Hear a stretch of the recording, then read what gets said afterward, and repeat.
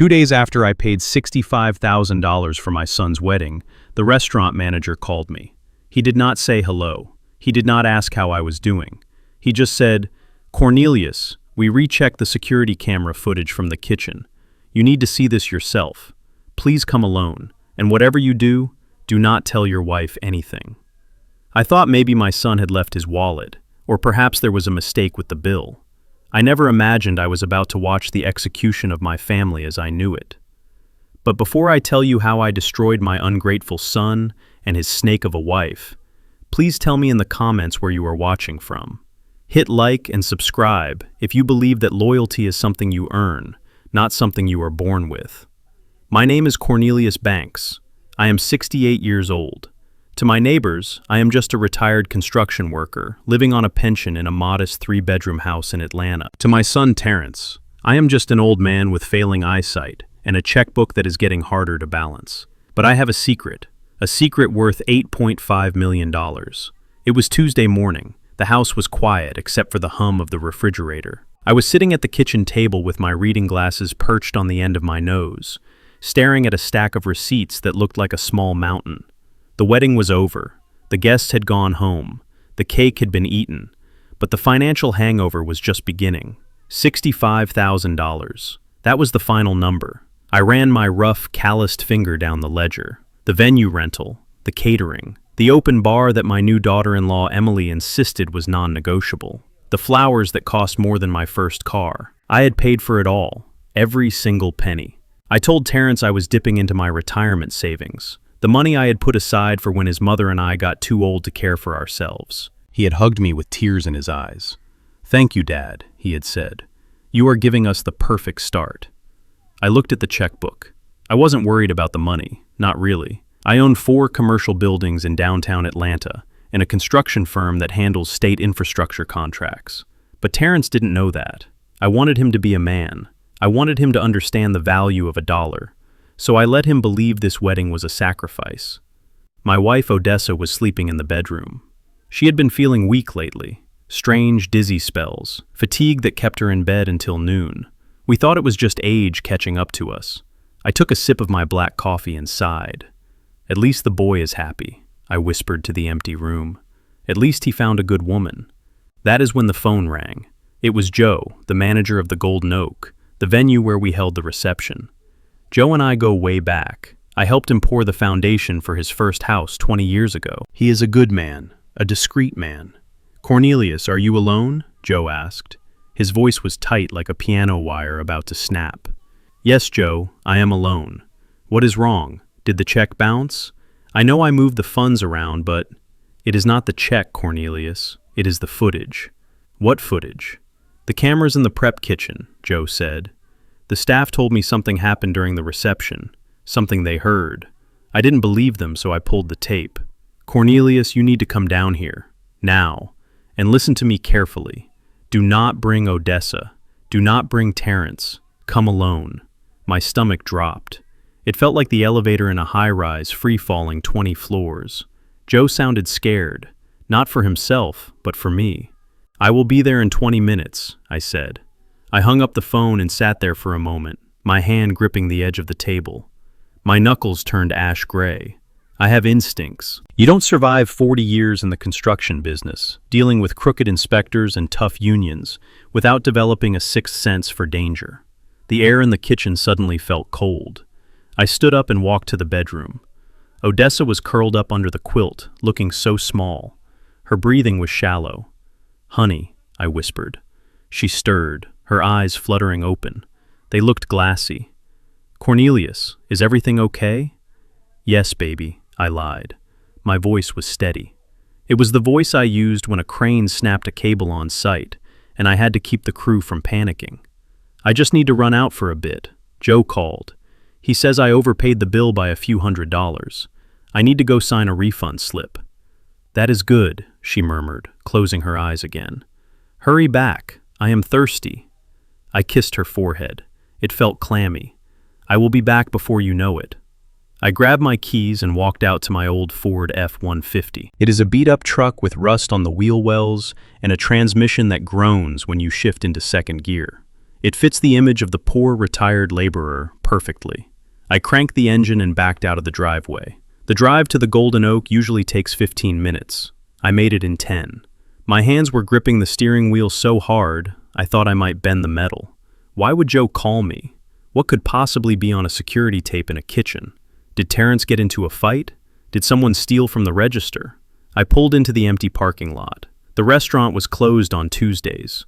Joe was waiting for me at the back door. He looked pale. He was smoking a cigarette, and Joe had quit smoking 5 years ago. "Cornelius," he said, throwing the butt on the ground and crushing it with his heel.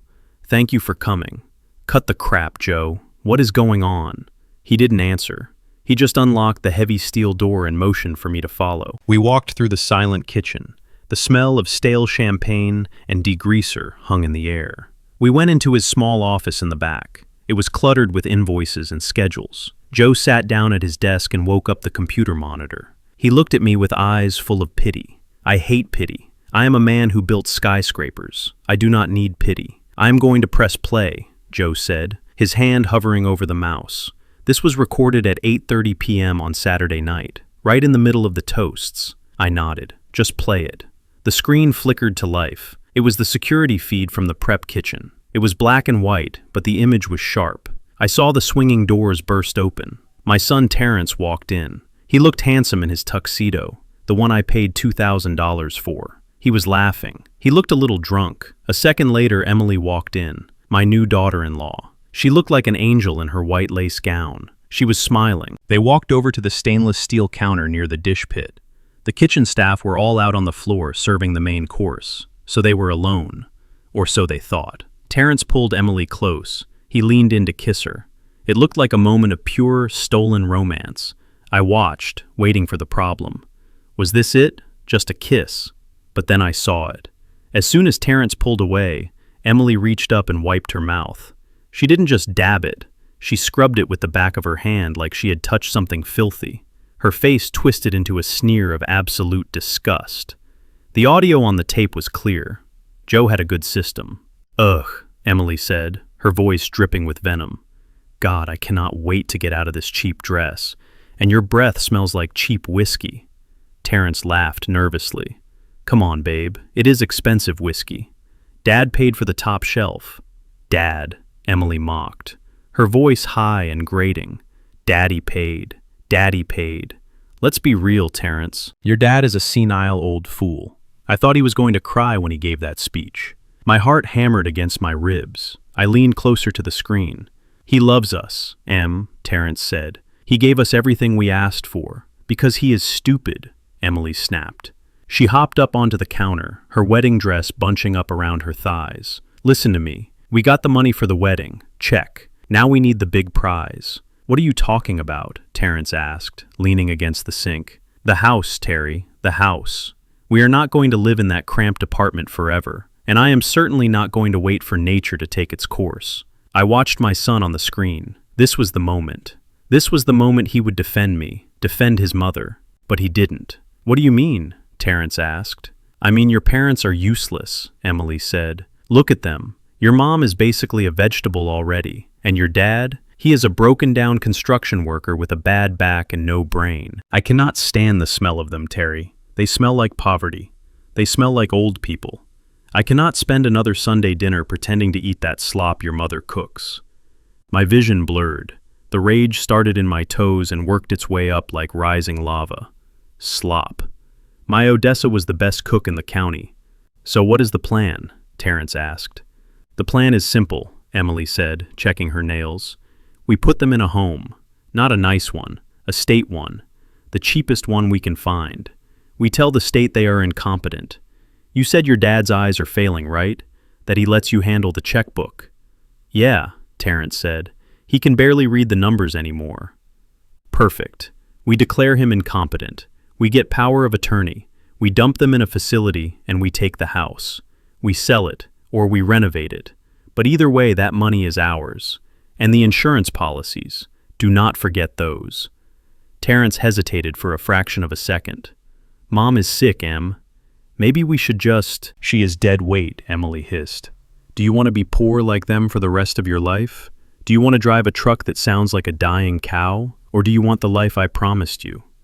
Terrence smiled, a slow, greedy smile that made him look like a stranger. "I want the life," Terrence said. "You are right. They had their time. It is our turn. Besides, Dad is so gullible he will probably sign the papers thinking it is a birthday card." Emily laughed, a cruel, hollow sound. "Cheers to that." She grabbed a bottle of cooking wine from the shelf and took a swig, then passed it to Terrence. They clinked the bottle against the counter. "To the nursing home," Terrence said. Joe stopped the tape. The screen went black. The silence in the office was deafening. I could hear the hum of the computer fan. I could hear the blood rushing in my ears like a roaring river. Joe didn't look at me. He was staring at his hands. Cornelius the First. I didn't know what to do, but I couldn't let you not know. I sat there for a long time. I didn't cry. Men like me don't cry when we get cut. We bleed and we fight back. I thought about the $65,000. I thought about the days I spent carrying 80-pound bags of cement on my shoulders so Terrence could have braces, so he could go to college, so he could have a car when he turned 16. I thought about Odessa, my sweet Odessa who welcomed Emily into our home, who knit her a blanket for Christmas, who defended her when I said she seemed a little high maintenance. They smell like poverty. The words echoed in my skull. They wanted to put us in a state home. They wanted to declare me incompetent. Me, the man who built the foundations of the very building they were standing in. I stood up slowly. My knees popped. I felt heavy. But it wasn't the weight of age. It was the weight of the hammer I was about to bring down.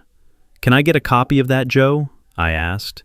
My voice was low, gravelly. It sounded like two stones grinding together. Joe nodded. "I already put it on a flash drive for you."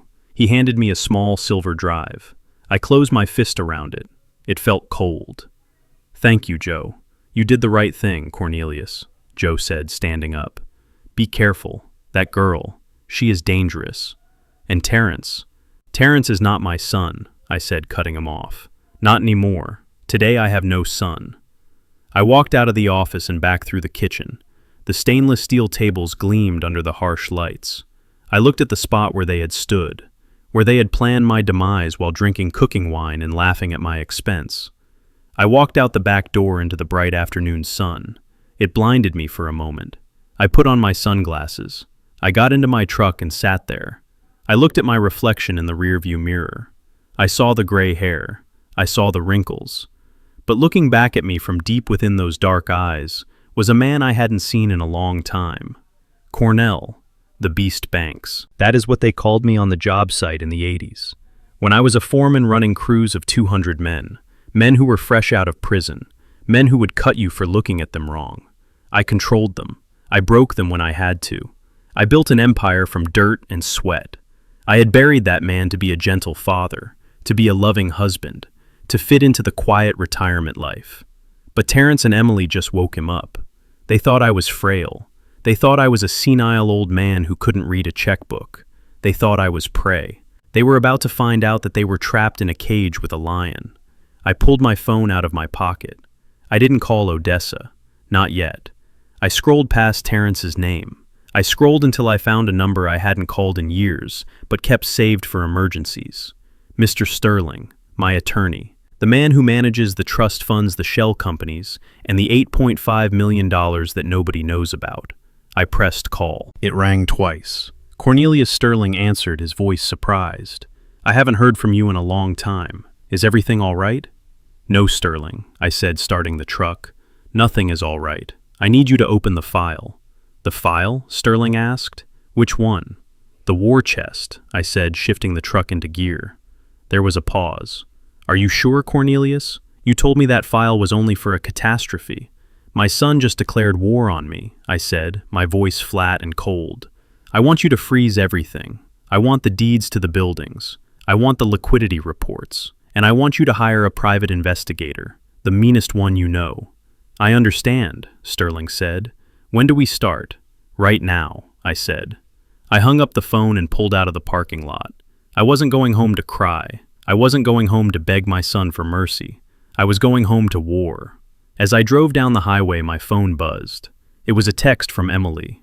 "Hey, Dad, Just checking in. We are so excited to see you and Mom when we get back from the honeymoon. Love you so much. Heart emoji. I looked at the message. I didn't reply. I just smiled. A cold, dark smile. Enjoy the honeymoon, Emily, I whispered to the empty cab. Because when you get back, you are going to wish you had never met the Banks family. I pressed the gas pedal and the old truck roared to life, speeding toward a reckoning that they would never see coming. I pulled my truck into the driveway and sat there for a moment, letting the engine idle. The house looked the same as it had this morning. The white siding was peeling slightly near the gutters, and the azalea bushes needed trimming. It was the house I had bought 30 years ago, the house where I raised a son who now wanted to put me in a state facility. It felt like I was looking at a stranger's home. I killed the engine and walked inside. The air was heavy. Silence usually brought me peace, but today it felt like a warning. Odessa was on the couch in the living room. I walked over to her and my heart sank into my stomach. She looked like a rag doll that had been tossed aside. Her skin was gray, almost translucent, and her breathing was shallow and ragged. On the coffee table there was a glass of water and a small orange pill bottle. I picked it up. It was just her usual blood pressure medication, or at least that is what the label said. But Odessa looked sedated. She did not stir when I touched her hand. Her fingers were cold. Just then my phone buzzed in my pocket. The screen lit up with a photo of Emily, smiling. My daughter-in-law, the woman who wiped a kiss off her mouth like it was poison. I stared at the screen for 5 rings before answering. I had to clear my throat to make sure my voice sounded like the confused old man she thought I was. "Hello, Emily," I said. "Hi, Dad," Emily chirped. Her voice was so sweet it could rot a tooth. "I am so sorry to bother you. I know you must be resting after the big weekend, but Terrence and I are at the airport and we have a tiny little problem." "What is wrong?" I asked. "Well, the travel agent made a mistake with the resort deposit," she said. "We need to pay an extra $5,000 right now to secure the honeymoon suite. Terrence's card is getting declined for some reason. Probably just a fraud alert because we are traveling. Could you transfer it to us really quick? We will pay you back as soon as we land." I closed my eyes. $5,000. On top of the $65,000 for the wedding. They were bleeding me dry, and they were not even trying to hide the knife anymore. She was lying about the card. Terrence didn't have $5,000. He had been unemployed for 6 months, but he thought I didn't know that either. 5,000, I repeated slowly, letting a little tremor enter my voice. "That is a lot of money, Emily. I have to move some things around." "Oh, please, Dad," she pleaded. "You do not want us to sleep in the lobby, do you? It is our honeymoon. Just this one last thing, and we will not ask for anything else. We promise." I looked at Odessa sleeping on the couch. I looked at the pill bottle. The rage inside me was cold now. It was ice. "All right, Emily," I said. "Let me see what I can do. Give me 10 minutes. "You are the best dad," she squealed. "We love you so much." She hung up. I lowered the phone and looked at the black screen. Love. They did not know the meaning of the word. They loved my wallet. They loved my house. But they did not love me. I walked down the hall to my study. It was a small room at the back of the house filled with old blueprints and dusty hard hats. To Terrence, this room was just a storage closet for my junk. He never spent more than 2 minutes in here. He hated the smell of old paper and dust. That was why it was the perfect place to hide the truth. I locked the door behind me. I went to the large oak bookcase and pulled out a copy of a thick engineering manual on the bottom shelf. Behind it was a small keypad built into the wall. I punched in the code. A section of the wall clicked and popped open, revealing a wall safe. This was not where I kept the petty cash. This was where I kept the empire. I pulled out a thick leather binder. Inside were the real ledgers, the ones Terrence never saw. But I also grabbed the other folder, the blue one. This was the folder I had let Terrence manage for the past 3 months.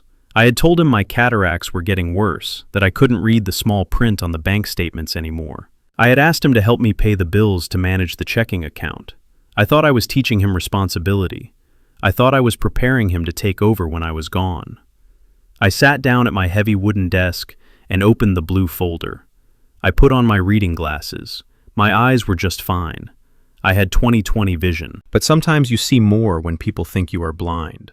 I opened the banking app on my secure tablet and cross-referenced it with the paper statements Terrence had printed out for me. the ones he had altered. The numbers on the screen hit me like a physical blow. 3 months. That was all it took. There was a withdrawal for $4,000 at a home improvement store.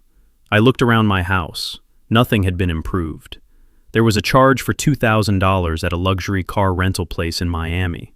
Terrence had told me he was going to a job interview in Charlotte that week. There were cash withdrawals, 500 here, 800 there. Constant, like a slow leak draining the life out of my savings. I tallied it up. In 90 days, my son had siphoned $45,000 out of my personal retirement account. That was money I had saved from my first years as a laborer, money that smelled like sweat and concrete dust. He spent it on clothes, on trips, on dinners he couldn't afford. But that was not the worst of it.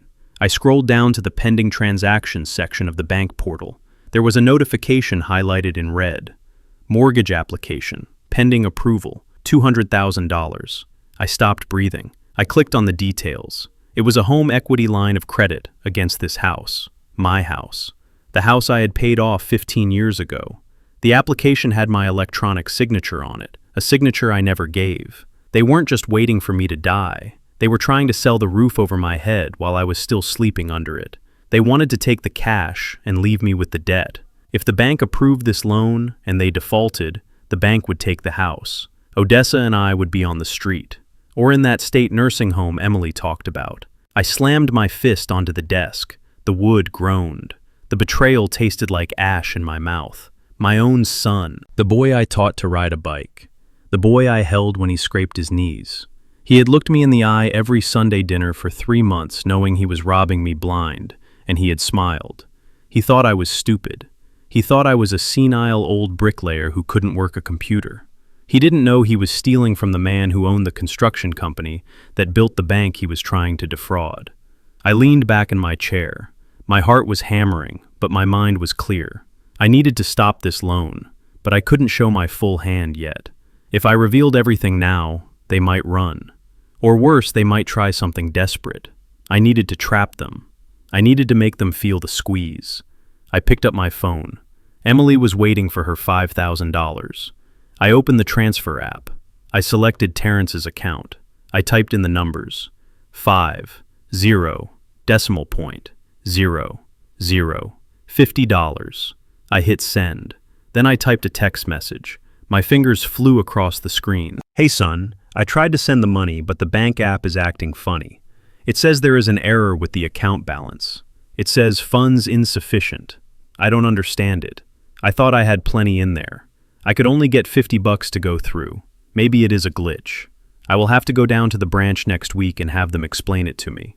Hope this buys you dinner. Love, Dad. I pressed send. I sat there in the silence of my study and waited. I counted the seconds. 1, 2, 3. My phone lit up. It was Terrence.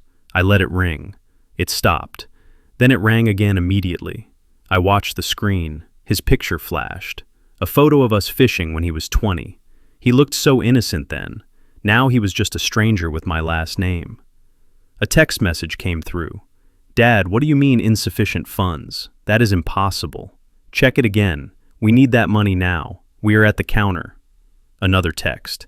Dad, answer the phone. Stop playing around. This is embarrassing. Another call. Then Emily called. Then Terrence again. The phone vibrated and danced across the mahogany desk like a possessed thing. They were panicking. Good. Let them panic. Let them feel a fraction of the fear they planned to inflict on me. They were standing in an airport in expensive clothes expecting a golden parachute, and I had just handed them an umbrella full of holes. I reached out and held the power button on the phone. The screen went black. The vibrating stopped. Silence returned to the room. I stood up and put the ledgers back in the safe. I locked it. I put the engineering manual back on the shelf. I unlocked the study door and walked back out into the hallway. The house was getting dark. The sun was setting, casting long shadows across the floorboards. I walked into the living room. Odessa hadn't moved. She was still sleeping that deep, unnatural sleep. I sat down in the armchair next to her. I reached out and took her hand. It was limp. I rubbed her knuckles, trying to bring some warmth back into them. They tried to sell our home, Odessa, I whispered to her sleeping form. They tried to steal everything we worked for. I looked at her face. the lines around her eyes, the gray in her hair. She was the only pure thing in this world. She had loved that boy more than she loved herself. If she knew what he had done, it would kill her. I squeezed her hand. "I am not going to let them hurt you," I vowed. My voice sounded loud in the empty room. "I am going to stop them. And I am not just going to stop them. I am going to teach them a lesson they will never forget." I sat there in the dark, watching my wife breathe, listening to the wind rattle the windows. I was not Cornelius the father anymore. I was Cornelius the builder, and I was about to dismantle my son's life, brick by brick. The war had officially begun, and the first shot had just cost me exactly $50. At 2 in the morning, headlights swept across the living room wall, cutting through the darkness like searchlights. I was still sitting in the armchair, watching over Odessa. She hadn't moved much, just small whimpers in her sleep. The sound of a car door slamming shattered the silence of the neighborhood. Then, heavy footsteps on the porch. They didn't knock. They pounded on the door like the police serving a warrant. "Dad, open up. It is us." I stood up slowly, my knees popping in the quiet room. I walked to the door and unlocked it. Terrence pushed it open, almost knocking me backward. He was sweating, his tie undone, his eyes wide and frantic. Emily was right behind him, still wearing her traveling clothes, dragging a Louis Vuitton suitcase that I knew I had paid for. "Oh, thank God. You are okay," Emily gasped. She pushed past me into the house, her eyes darting around the room, not looking at me, but looking for something else, looking for the ledger, looking for the money. "We were so worried, Dad. We tried to call you, but you turned your phone off. We thought you had a heart attack." I leaned against the doorframe, putting on my best performance of a frail, confused old man. I stared at them, blinking slowly. "I just went to sleep," I mumbled. "The battery died." "Why are you back?" "The honeymoon." "We couldn't leave you like this," Terrence said, his voice thick with fake concern. He put a hand on my shoulder. His palm was damp. "Mom is sick. You are getting confused with the bank accounts. We decided family comes first. We canceled the trip. Family comes first."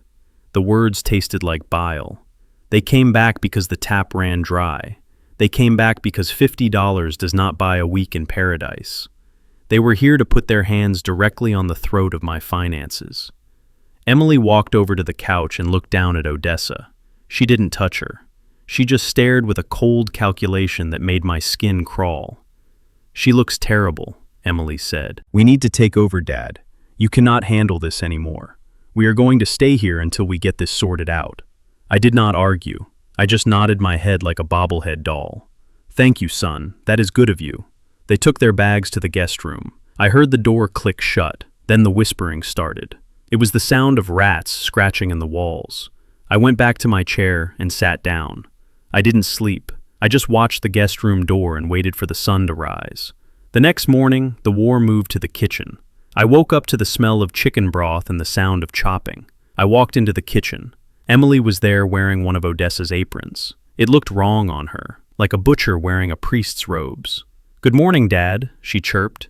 She was slicing carrots with a large knife. The rhythm was aggressive. Chop, chop, chop. "I am making Mom some special soup. She needs her strength." "That is kind of you, Emily," I said. "But Odessa usually eats toast." "Toast has no nutrients," Emily snapped. She waved the knife. "Go sit down, Dad. You are in the way. You are shaking. Go rest." I shuffled out of the kitchen. I did not go to the living room. I went to my study and locked the door. When Joe called me from the restaurant 2 days ago, I didn't just get angry. I got busy. On my way back from the venue, I had stopped at a spy shop downtown. I bought 3 high-definition cameras the size of pinheads. I had installed one in the living room, one in the hallway, and one right inside the smoke detector in the kitchen. I sat at my desk and pulled up the feed on my tablet. The image was crisp. I watched Emily. She waited until she heard my study door close. Then she stopped chopping. She walked over to her designer purse sitting on the counter. She looked toward the hallway, listening. Then she reached into the bag and pulled out a small plastic bottle. It wasn't a prescription bottle from a pharmacy. It was a clear, unmarked vial. My heart hammered against my ribs. She tapped 2 blue pills into her palm. She put them on the cutting board. She took the heavy stone pestle we use for grinding spices and crushed them. She ground them into a fine blue powder. Then she walked over to the pot of soup simmering on the stove. She dumped the powder in. She stirred it. And then she smiled. It wasn't a nice smile. It was the smile of a predator that had just set a trap. I recorded it, every second of it. My hands were shaking for real now. They weren't just greedy. They were trying to kill my wife. They were poisoning her right under my nose to speed up the timeline. I wanted to burst into the kitchen and tear the house down. I wanted to drag her out by her hair. But I stopped myself. I needed the evidence. I needed the substance. If I stopped her now, she would claim it was vitamins. She would say I was crazy. I took a deep breath. I channeled Cornell the Beast Banks. I needed to be smart. I unlocked the study door and walked back out. Emily was pouring the soup into a bowl. The steam rose up carrying the scent of chicken and betrayal. "Here we go," she said, carrying the tray. "Lunch for Mom." She walked into the living room. Odessa was awake now, sitting up groggily. Terrence was sitting next to her, holding her hand, looking like the grieving son at a funeral that hadn't happened yet. "Here, Mom," Emily said, her voice dripping with syrup. "Eat this. It will make you feel better." She moved to place the tray on the coffee table. I made my move. I stepped forward, my feet shuffling on the hardwood. I lunged slightly, pretending to lose my balance. I flailed my arm out. "Watch out," I yelled. My hand struck the bottom of the tray. It wasn't a gentle tap. I slapped it upward. The bowl flew into the air. Hot soup splashed across the room. It hit the floor with a wet, heavy smack, shattering the ceramic. The broth soaked into the expensive Persian rug. "Oh my God," Emily shrieked, jumping back. "You clumsy old fool, look what you did." I stood there, hunching my shoulders, looking at my hands. "I am sorry," I stammered. "I tripped. My feet. They don't work like they used to." Terrence stood up, his face red. "Dad, seriously, Emily spent an hour making that. Can't you just sit down and not break anything?" "It is a mess," Emily yelled, grabbing paper towels. "A total mess, just like this whole house." While they were yelling, our dog Duke trotted into the room. Duke is a golden retriever mix, loyal as the day is long and always hungry. He smelled the chicken. Before anyone could stop him, he started lapping up the puddle of soup on the rug. "No, Duke, get back," Terrence yelled, pushing the dog away. But Duke had already swallowed 3 or 4 big mouthfuls. I watched the dog. I prayed I hadn't made a mistake. Duke was 80 pounds of muscle. Odessa was a frail 110. If there was poison in there, Duke could handle it better than she could. Emily was on her hands and knees scrubbing the rug, cursing under her breath. "Get the dog out of here," she hissed. I grabbed Duke by the collar and pulled him toward the kitchen. "Come on, boy," I said. "Let's get you some water." I took him into the kitchen and closed the door. I grabbed a clean plastic bag from the drawer. I knelt down and scooped up a glob of the soup that had splashed onto his paw and leg. I sealed the bag. Then I waited. It took 20 minutes. I was sitting on the floor with Duke, petting his head when he started to whine. He stood up and paced. Then his legs gave out. He collapsed onto the linoleum, his body seizing. He retched violently and vomited a frothy white foam. My stomach turned. It was poison, potent poison. I grabbed Duke's face. His eyes were rolling back. "Hang in there, buddy," I whispered. "I am sorry." I stood up. I had the sample in the bag, but I needed the source. I heard the shower running in the main bathroom. Emily was washing the smell of the soup off her. Terrence was outside on the porch, smoking a cigarette, trying to calm his nerves. This was my chance. I walked into the kitchen where she had left her purse. I opened it. My hands were steady now. I dug past the lipstick and the wallet. I found the clear vial. It was half empty. I took it. I walked back to the guest room and found a bottle of aspirin in Emily's travel bag. I emptied it and put the aspirin in the clear vial. I put the blue pills in my pocket. If she checked, she would see pills. She wouldn't look closely. Not yet. I went back to the kitchen. Duke was breathing heavily, but he was conscious. He was a fighter. I opened the back door. The sun had set. The shadows stretched long across the yard. I walked to the back fence where the alleyway ran behind the properties. A dark sedan was parked there with the lights off. The window rolled down. Samson was waiting. Samson is 6'4" and built like a vending machine. He used to be a homicide detective until he got tired of the bureaucracy.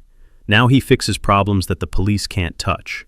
"Did you get it, Samson?" asked his voice like gravel. I handed him the plastic bag with the soup residue and the vial with the blue pills. "This is it," I said. "She tried to feed it to Odessa. The dog ate it. He is sick." Samson looked at the vial. He didn't ask questions. He knew better. "I will have this at the lab in 20 minutes, he said. "My guy owes me a favor. We will know what it is by morning." "Is it bad, Samson?" I asked. "If it put a dog down that fast," Samson said, looking at me with hard eyes, "it would have stopped your wife's heart before dessert." I nodded. The rage was a cold stone in my gut. "Cornelius," Samson said, "you need to be careful. These people, they are not playing a game. If this is poison, they are trying to kill her, and you are next." "I know," I said. "Get back inside," Samson said. "Act normal. I will call you on the burner phone when I have the results." He rolled up the window, and the car slid away into the darkness. I walked back toward the house. Through the window, I could see Terrence sitting on the couch watching TV while his mother lay sick beside him. He was drinking a beer. He looked relaxed. He looked like a man who thought he had already won. I stopped at the back door and wiped my shoes. I took a deep breath. I went back inside. "Dad." Terrence called out without looking away from the TV. "Where were you?" "Just taking out the trash, son," I said. "Just taking out the trash." I walked past him and sat down next to Odessa. I took her hand. It was still warm. I squeezed it. "I am here, baby," I whispered. "I am not going anywhere." I looked at the kitchen where Emily was humming to herself as she dried her hair. I looked at Terrence. They thought they were the hunters. They didn't know the trap had already snapped shut, and tomorrow I was going to start tightening the screws. The next morning the sun rose blood red over the Georgia pines, but the air inside my house was cold enough to see your breath. I was in the kitchen drinking my third cup of black coffee, watching the driveway through the blinds. Odessa was still asleep in the bedroom, recovering from the poison my daughter-in-law had fed her the night before. The vet had called Samson to say Duke the dog was going to make it, but his liver enzymes were off the charts. That soup was lethal. I heard heavy footsteps in the hallway. Terrence walked into the kitchen. He was wearing a pair of my old work overalls that were 2 sizes too big for him. He looked like a child playing dress-up in a man's clothes. He didn't look me in the eye. He went straight for the coffee pot, pouring a mug with a hand that trembled slightly. "Morning, Dad," Terrence said. He cleared his throat. "Listen, I noticed some shingles loose on the roof when we pulled in last night. I thought I would take the truck down to the hardware store and pick up some tar and a few patches. Fix it up for you while I am here." I looked at him over the rim of my mug. The roof was fine. I had replaced it myself 3 years ago with architectural shingles that had a 50-year warranty. There was not a loose nail on it. But I knew better than to call him a liar to his face. Not yet. "That is thoughtful of you, son," I said, keeping my voice raspy and weak. "The keys are on the hook by the door. Just be careful with her. She is old like me." Terrence grabbed the keys to my Ford F-150. He didn't leave immediately. I watched him walk out to the driveway. He didn't get in the cab. He walked around the front. He kicked the tires. Then he looked back at the house, scanning the windows. I stayed perfectly still in the shadows. He got down on his knees. Then he slid under the truck. I felt a cold knot tighten in my stomach. He wasn't checking the oil. He wasn't looking at the muffler. He was right under the driver's side wheel well. I heard the distinct clink of metal on metal, a wrench turning a bolt. Then a soft hiss like air escaping or fluid dripping. He was under there for 10 minutes. 10 minutes of my son working to dismantle the only vehicle I owned. When he slid back out, he wiped his hands on a rag he pulled from his pocket. He looked at the puddle of brake fluid forming on the concrete and kicked some dirt over it. Then he got in the truck and started it up. He drove it to the end of the block and back, testing his handiwork, ensuring the failure wouldn't happen immediately, but soon. When he parked it again, he came back inside with a smile that looked like a scar. "Change my mind, Dad," he said, tossing the keys back on the counter. "They are calling for rain. I will go tomorrow. Truck runs great, though. Runs great." I waited until he went back to the guest room to be with his wife. Then I walked out to the driveway. I knelt down. The dirt was wet with a clear, oily liquid, brake fluid. He had loosened the bleeder valve just enough. It would hold pressure for a few stops, maybe 5, maybe 10. But once that fluid drained out, the pedal would go to the floor, and I would be a passenger in a 2-ton missile. I could have fixed it. I could have tightened the valve and topped off the fluid, but I needed them to think they had won. I needed the accident to happen, but on my terms. I went back inside and called Sterling, my lawyer. "I am coming to see you, Sterling," I said. "I have the papers for the trust fund, and I have something else." I walked back out to the truck. I didn't fix the leak. I got in. I put on my seatbelt. I gripped the steering wheel. I knew the route to Sterling's office. It involved a steep, winding descent down Kessler Mountain. It was a suicide run, but I am Cornelius Banks. I drove cement mixers with blown tires through downtown traffic in the 80s. I hauled steel beams on icy roads in the dead of winter. I know how a machine dies, and I know how to ride it into the grave without going with it. I started the engine. I backed out. I saw the curtain in the guest room twitch. Terrence was watching, waiting for the show. I drove toward the mountain. The first few miles were fine. The pedal felt a little spongy, but the brakes held at the stop signs. I kept my speed low. I watched the gauges. I felt the vibration of the road through the chassis. Then I hit the summit of Kessler Mountain. The road drops at a 6% grade for 2 miles with a sharp curve at the bottom known as Dead Man's Elbow. On the right is a sheer rock wall. On the left is a guardrail and a 300-foot drop into the valley. I crested the hill. I let the truck gather a little speed. 40 miles per hour. 45. I tapped the brake pedal. Nothing. It went all the way to the floor mat with a sickening thud. No resistance, no friction, just empty mechanical failure. The truck surged forward. Gravity took hold. 50 miles per hour. My heart hammered against my ribs, but my hands were steady. Panic is for amateurs. Panic gets you killed. I pumped the pedal rapidly, hoping for a reserve of pressure. Nothing. The fluid was gone. I was a runaway train on a downhill slope.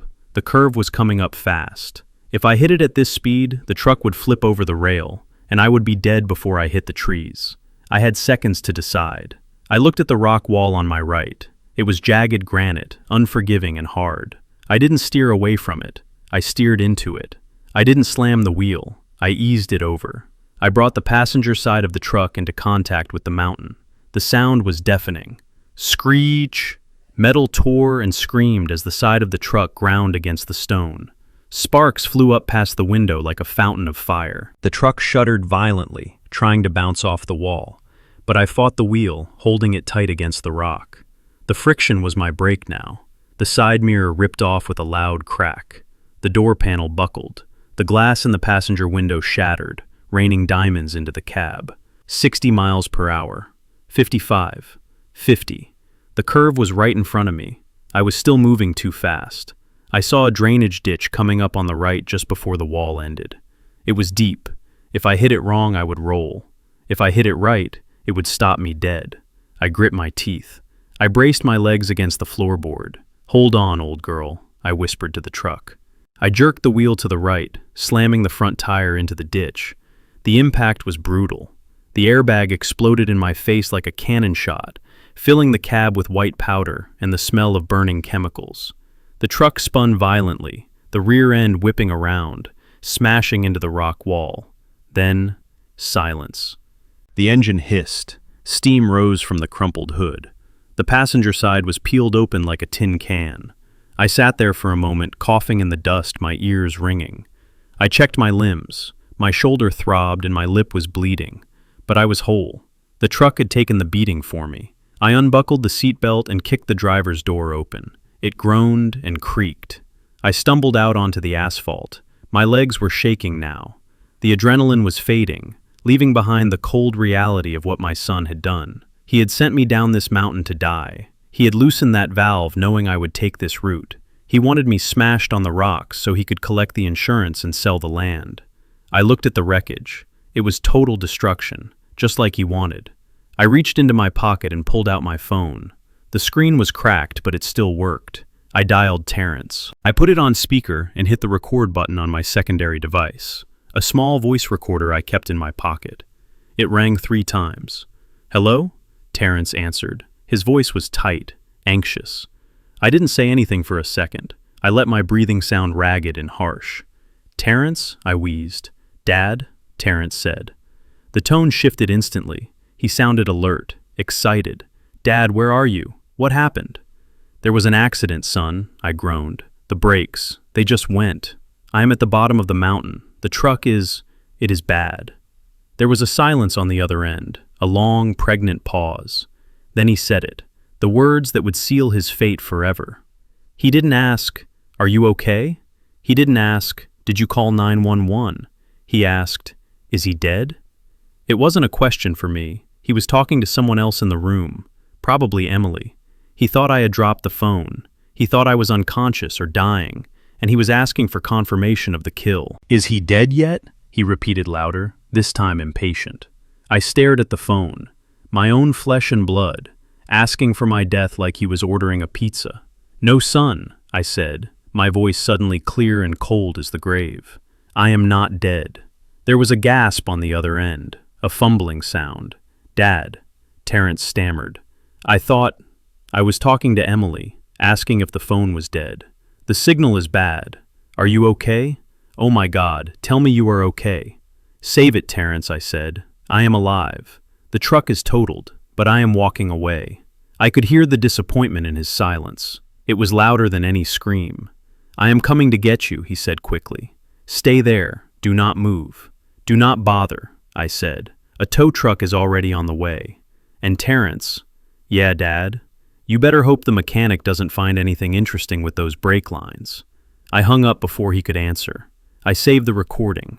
I named the file Evidence Number 3. I stood by the side of the road watching the steam rise from my truck. My shoulder hurt. My head ached. But my resolve was harder than the granite wall I had just used to save my life. He tried to kill me. He crossed the line from thief to murderer. And now I was going to bury him. Not in the ground, but in a prison cell so deep he would never see the sun again. I dialed Sterling. "I need a ride," I said. "And bring the paperwork for the fire insurance. We might need it for the next phase." "Why?" Sterling asked. "Because when he realizes the crash didn't work," I said, looking back toward the direction of my house, "he is going to try to burn me out, and I want to be ready to light the match for him." I walked back into my house with a bandage on my forehead and my arm in a sling. I expected silence. I expected them to be hiding in their room, terrified that their murder plot had failed. But I walked into a circus. The living room was transformed. My old leather recliner was pushed into the corner. High-top tables were scattered around the room, covered in white linens. There were flowers everywhere, expensive lilies that smelled like a funeral home. And there were people, strangers, about 30 of them. They were all young white and dressed in clothes that cost more than my first truck. They held champagne flutes and laughed with their heads thrown back. Emily was in the center of it all. She was wearing a black dress and holding a clipboard. When she saw me, she didn't look scared. She looked delighted. "Oh, look, everyone," she announced, clapping her hands. "Here he is, our guest of honor." The room went quiet. 30 pairs of eyes turned to look at me.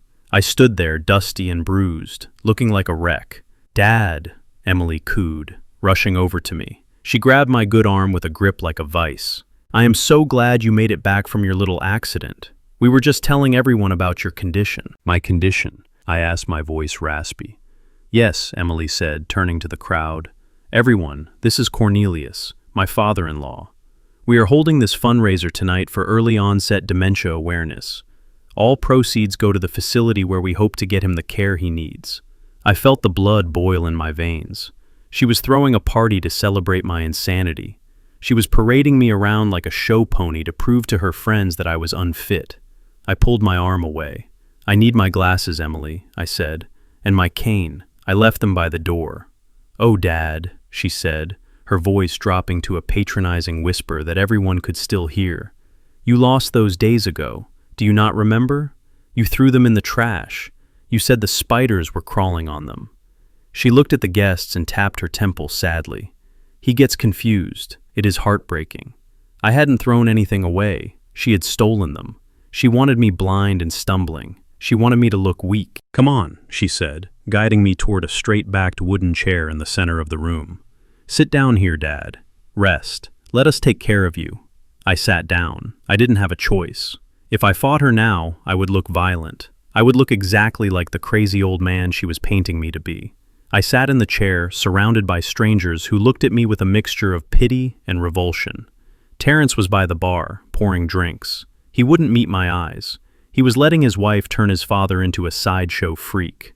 The party continued around me. People talked over my head like I wasn't there. "He looks so strong for his age," a woman in pearls said. "It is a shame the mind goes first. Does he even know where he is?" a man in a blue blazer asked. Emily walked among them, playing the martyr. "It is so hard," she sighed. "He wanders off. He crashes cars. Just today he drove his truck into a ditch because he forgot which pedal was the brake. We are terrified for his safety. That is why we need the conservatorship, to protect him." She was building her case, witness by witness. These weren't just guests, they were her jury. I sat there and watched. I didn't need my glasses to see the truth. I saw the way they looked at my house, judging the dated wallpaper and the worn carpet. I saw the way they looked at Emily, praising her for her sacrifice. Then Emily came back over to me. She had a glass of water in her hand. "Here, Dad," she said loud enough for the room to hear. "Have some water. You look dehydrated." She leaned in close, pretending to adjust my collar. But as she did, her hand tipped the glass. Cold water poured into my lap, soaking my trousers instantly. "Oops," she whispered. Her eyes were gleaming with malice. She jumped back, gasping. "Oh no, oh Dad, not again." The room went silent again. Everyone looked. They saw the dark stains spreading on my pants. They saw the water dripping onto the floor. "It is okay, everyone," Emily said, her voice trembling with fake sympathy. "It happens. He loses control of his bladder when he is confused. Terrence, honey, could you get some towels? Dad had an accident." The humiliation was physical. It burned hotter than the crash. I sat there wet and ashamed, while strangers averted their eyes to spare me the embarrassment.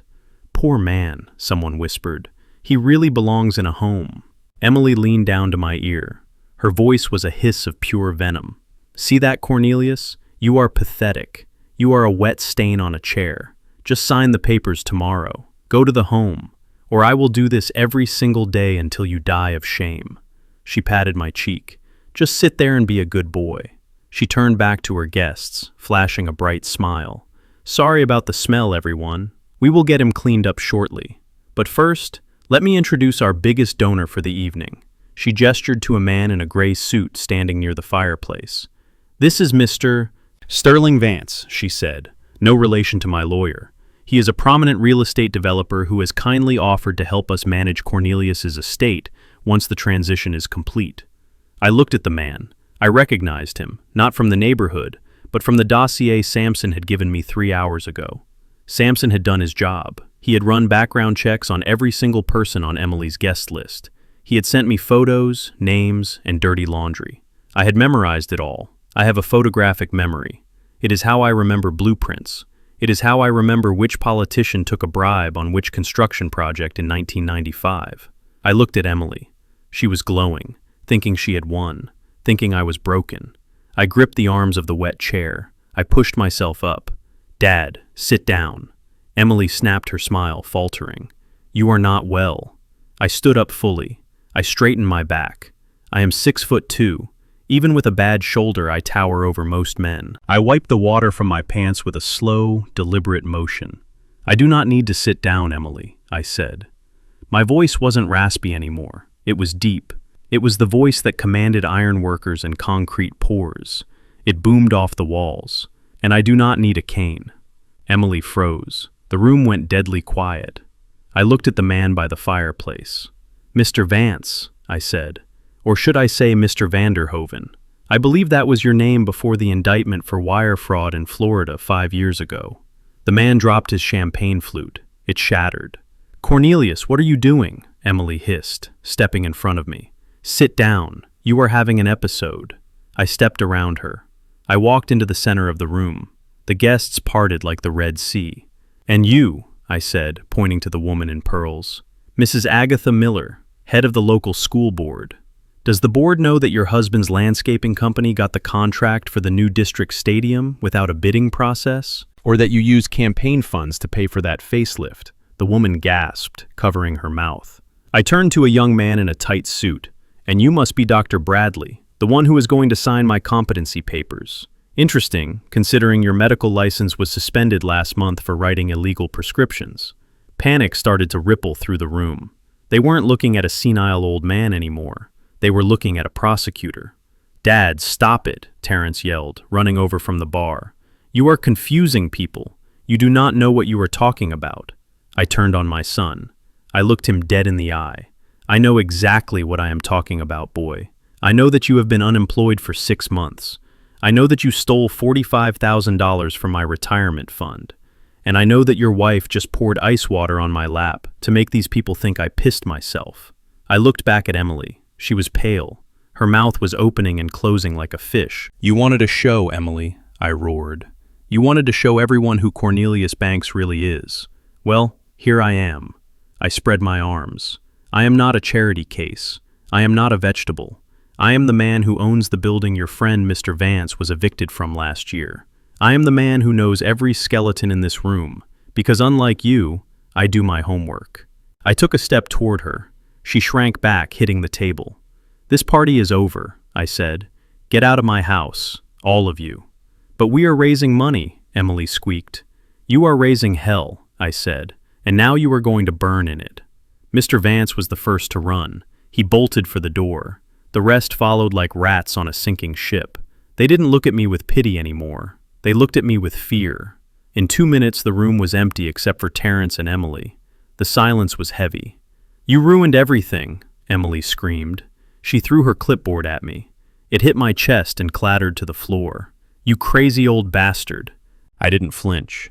"Clean up this mess," I said, pointing to the spilled champagne and the water on the floor. "And Emily." She looked at me, hate burning in her eyes. "Next time you try to drown me," I said, walking toward my bedroom door, "make sure you hold my head under long enough, because if I come up for air, I am coming for you." I slammed the bedroom door. I locked it. I leaned against the wood, breathing hard. My shoulder throbbed. My pants were wet, but I felt strong. I checked my phone. Samson had sent a text. "Lab results are back. It is confirmed. Digoxin, heart medication, enough to kill a horse." I looked at the text. Then I looked at the door where my son and his wife were whispering frantically. They tried to make me look crazy. Now I had proof they tried to stop my heart. The game had changed. It wasn't just about money anymore. It was about survival, and I was done playing defense. Samson sat at my kitchen table, looking like a thundercloud squeezed into a windbreaker. It was 3 in the morning. The house was quiet in that heavy, suffocating way houses get when they are full of secrets and enemies. I poured him a cup of coffee, but he didn't touch it. He just slid a manila envelope across the Formica table. His large hand rested on it for a moment, a silent warning that I was not going to like what was inside. "Open it, Cornelius," he rumbled. "But brace yourself." I sat down. My shoulder throbbed from the truck crash. My legs felt heavy from standing up to the vultures at the party, but my hands were steady as I undid the clasp. I pulled out 2 sheets of paper. The first was a toxicology report from the lab Samson used.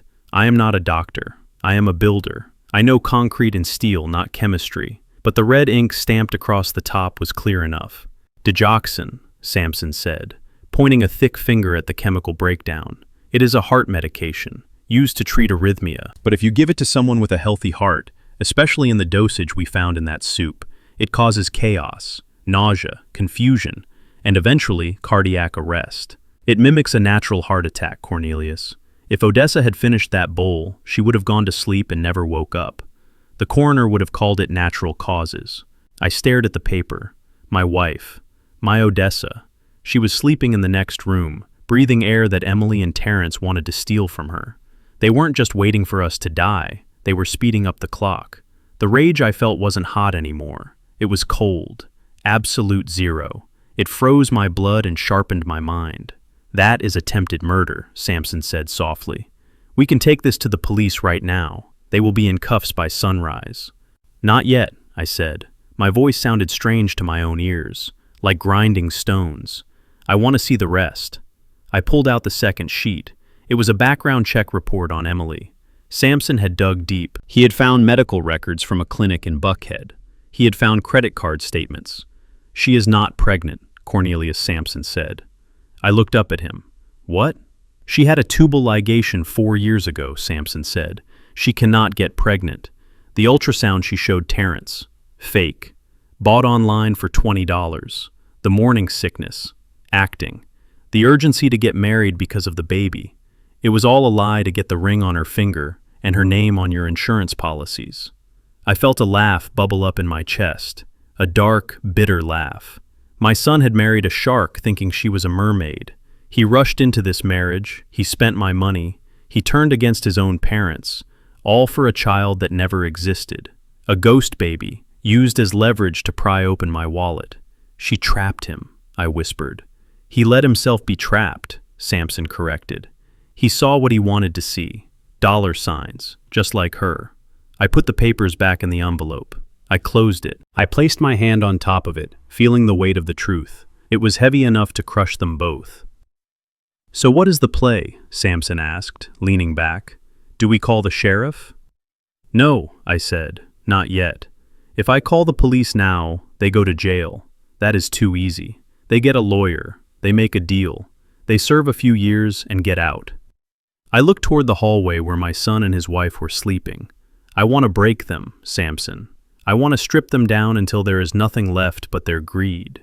I want them to show me exactly who they are when they think there is nothing left to steal." Samson smiled, a slow, dangerous smile. "You are going to play the broke card." "I am going to play the destitute card," I said. "I am going to give them the one thing they fear more than prison, poverty." Samson stood up and clapped a hand on my shoulder. "You are a scary man, Cornelius Banks. I will keep digging. There is more dirt on these two, I can feel it." He let himself out the back door, disappearing into the night like a shadow. I sat alone in the kitchen for a long time. I formulated the lie in my head. I polished it until it shined. I rehearsed the tremors in my voice. I practiced the slump in my shoulders. When the sun came up, I was ready. I waited until I heard them moving around. I heard Emily complaining about the lack of hot water. I heard Terrence cursing as he looked for coffee filters I had hidden. I walked into the hallway. I didn't walk tall like I did at the party. I shuffled. I let my head hang low. I rubbed my eyes as if I had been crying all night. "Terrence, Emily," I called out. My voice was weak, broken. "Can you come into the living room, please? We need to talk." They came out looking wary. Emily was wearing a silk robe that cost more than my monthly grocery bill. Terrence was in his boxers and a t-shirt, scratching his stomach. They looked at me with suspicion, but not fear. They still thought they had the upper hand. They thought the outburst at the party was just a senile episode. "What is it now, Dad?" Terrence asked, leaning against the door frame. "Another speech. Another magic trick with the water glass." "No, son," I said, dropping onto the sofa and burying my face in my hands. "No more tricks. The game is up." Emily crossed her arms. "What are you talking about?" I looked up at them. I let my lower lip tremble. I let the tears I had been holding back for Odessa fill my eyes. "I have a confession to make," I said. They exchanged a glance. Greedy anticipation flickered in Emily's eyes. She thought I was going to confess to the dementia. She thought I was going to sign the papers. "What confession, Dad?" Terrence asked, stepping closer. "The money," I whispered. "The $65,000 for the wedding. The money for the house repairs. The money you think I have in the retirement fund." "Yeah, what about it?" Emily asked, her voice sharp. "It is gone," I said. "All of it." "What do you mean gone?" Terrence asked. "You showed me the statements. You showed me the balance. I faked them. I lied. I forged them. Just like I forged the deed to this house." The room went deadly silent. You could hear a pin drop. "I have been broke for 10 years, son," I said, letting a sob escape my throat. "The construction business went under in 2008. I never recovered. I have been borrowing from Peter to pay Paul. I have been taking out loans in your names. I have been gambling. Lies, all lies, but mixed with enough truth to make it taste real." Terrence turned pale. "Loans in our names, yes," I wept. "But that is not the worst of it. The wedding. I didn't have the cash. I went to a man, a bad man, a loan shark downtown, Big Sal." I saw Emily flinch. "I borrowed the $65,000 from him," I continued, "at 40% interest a week. I thought I could pay it back with a big job I had lined up, but the job fell through." I stood up and walked over to the window, peeking through the blinds, as if I was terrified of what was outside. "He called me this morning," I whispered. "He said time is up. He said if I don't have the money by Friday, he is coming to take the house. He has a lien on it, a lien I signed in blood." I turned back to them. "We are going to lose everything," I said. "The house, the truck, your apartment. He knows where you live, Terrence. He knows about Emily. He said he likes expensive things. The reaction was instantaneous and explosive. It wasn't concern. It wasn't pity. It was pure, unadulterated rage. Emily screamed. It was a primal sound of a predator that realizes the trap has snapped on its own leg. "You liar," she shrieked, lunging at me. Her face was twisted into a mask of pure hatred. "You filthy, lying old fraud." She grabbed a vase from the side table and threw it. It smashed against the wall, inches from my head. "Emily, stop!" Terrence yelled, grabbing her arm. "Get off me," she screamed, pushing him away. "Do you hear him? He is broke. He is worse than broke. He is in debt to the mob, and he dragged us into it." She turned on me, her eyes bulging. "You told us you were set," she spat. "You told us we would be taken care of. I married this loser because I thought his father was somebody. I thought there was a payout at the end of this miserable road." There it was, the truth, naked and ugly. "You useless old man," she hissed, stepping closer, her finger jabbing the air. "You wasted my time. You wasted my youth. I spent 2 years pretending to like your dry turkey and your boring stories. I pretended to care about your pathetic wife. And for what? For debt. For a death threat from a loan shark." She was shaking. "I am not pregnant," she screamed. The confession spilled out of her in her fury. "I faked it. I faked it to get you to pay for the wedding. And now I find out the check is bouncing." Terrence looked at her, his mouth hanging open. "You what?" "Shut up, Terrence," she snapped. "You are as stupid as he is. You told me he was rich. You told me he had hidden assets. You are a failure just like your father." She turned back to me. "I hope they come," she hissed. "I hope Big Sal comes and burns this house to the ground with you inside it. You deserve it. You led us on. You made us think we were safe." She was pacing now like a caged animal. "We have to go," she said to Terrence. "We have to pack. If they are coming for the house, we cannot be here. We need to leave. Now." "But where will we go?" Terrence asked, his voice trembling. "We gave up the apartment." "I don't care," Emily screamed. "Anywhere but here. I am not staying another minute in this dump with this bankrupt fraud." She looked at me with such disdain it almost physical hurt. "You are garbage," she said. "You are nothing. You tricked us." I stood there, letting her words wash over me. I hung my head. "I am sorry," I whispered. "I just wanted to give you a good start." "A good start," she laughed, a high, shrill sound. "You gave us a death sentence." She grabbed Terrence by the shirt collar. "Move," she ordered. "Get the bags. We are leaving. And take anything that isn't nailed down. The silver, the electronics, anything we can pawn. We need cash to get out of town before his debt becomes our debt." She didn't care about Odessa. She didn't care about me. She didn't care about the family. The moment the money vanished, so did the mask. I watched them run to the guest room. I heard them tearing through drawers. I heard the sound of luggage zippers. I stayed in the living room. I straightened my back. I wiped the fake tears from my eyes. My heart was beating slow and steady. I had them. I had them on camera stealing my silver. I had them on camera confessing to the fake pregnancy. And I had the ultimate proof that their love was conditional on a bank balance that didn't exist.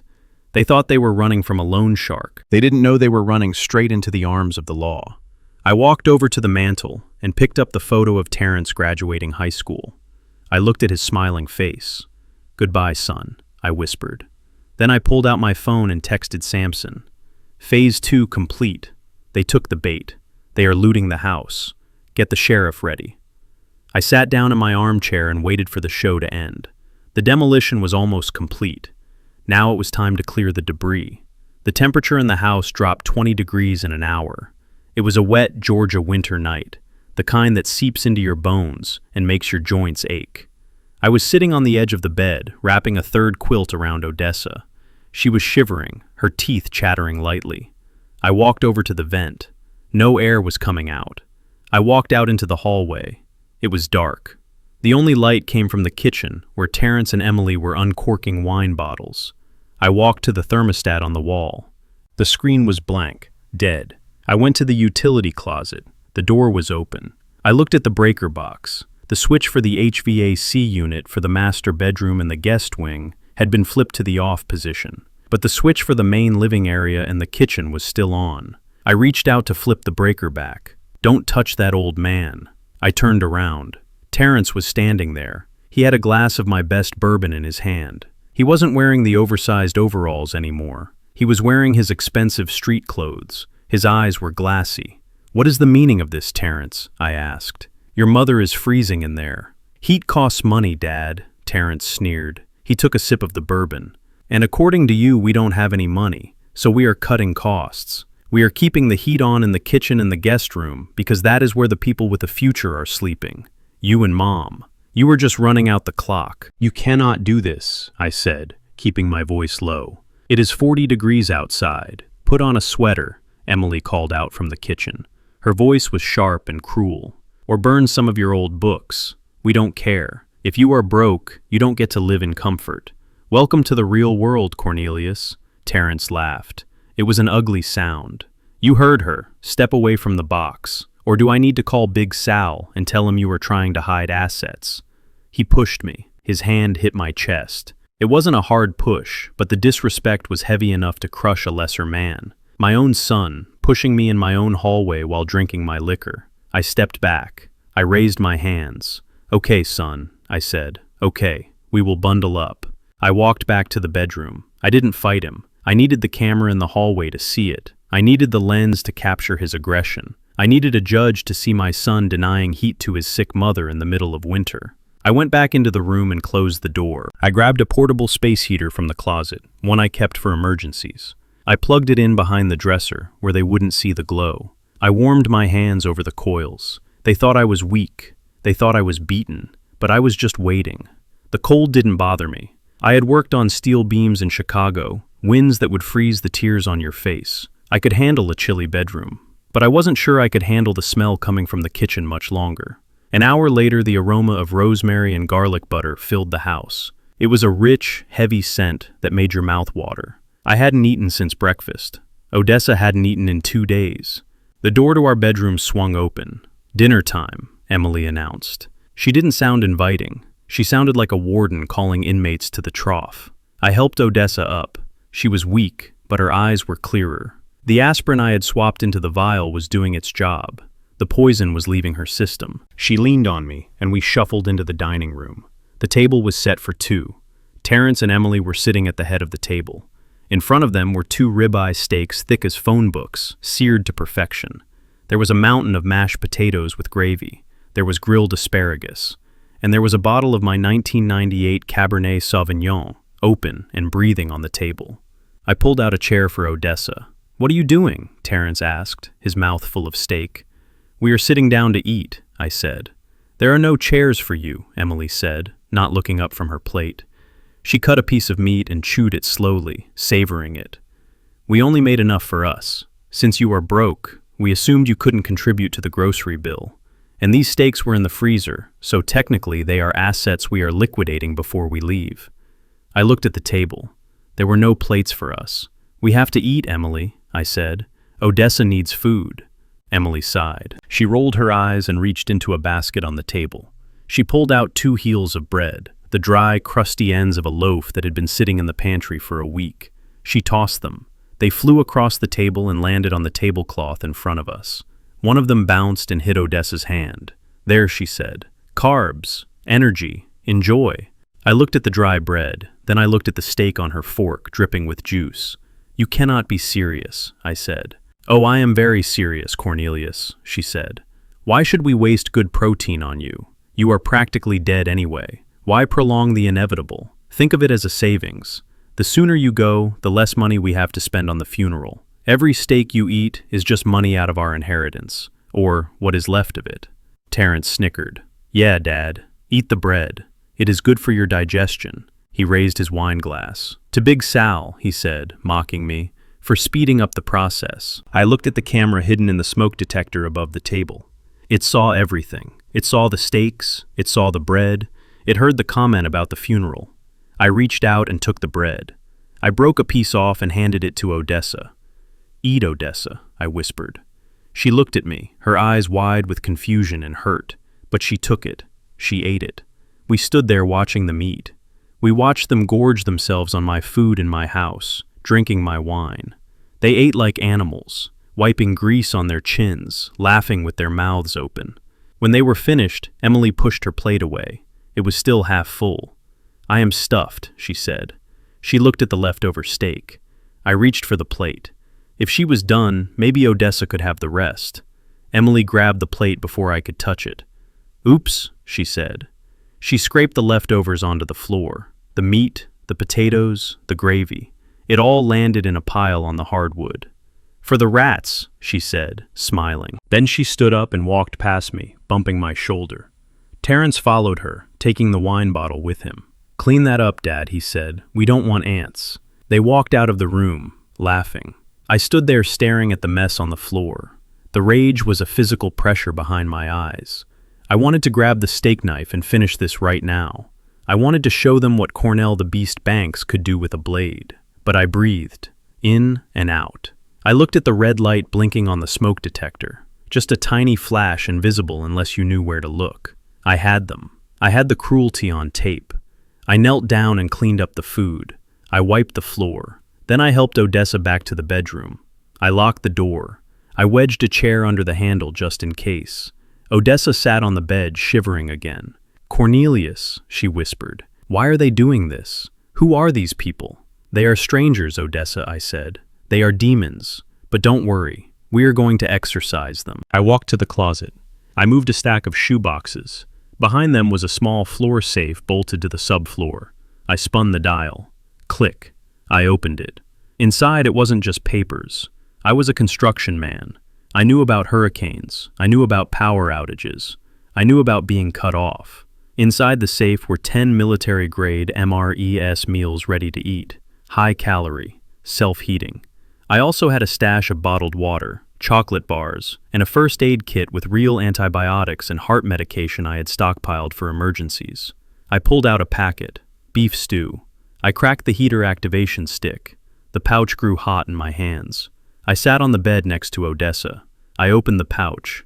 The smell of beef and vegetables filled the small space. It wasn't steak, but, to us, it smelled like freedom. "Here, baby," I said, handing her a spoon. "Real food." She ate it hungrily. The color started to come back to her cheeks.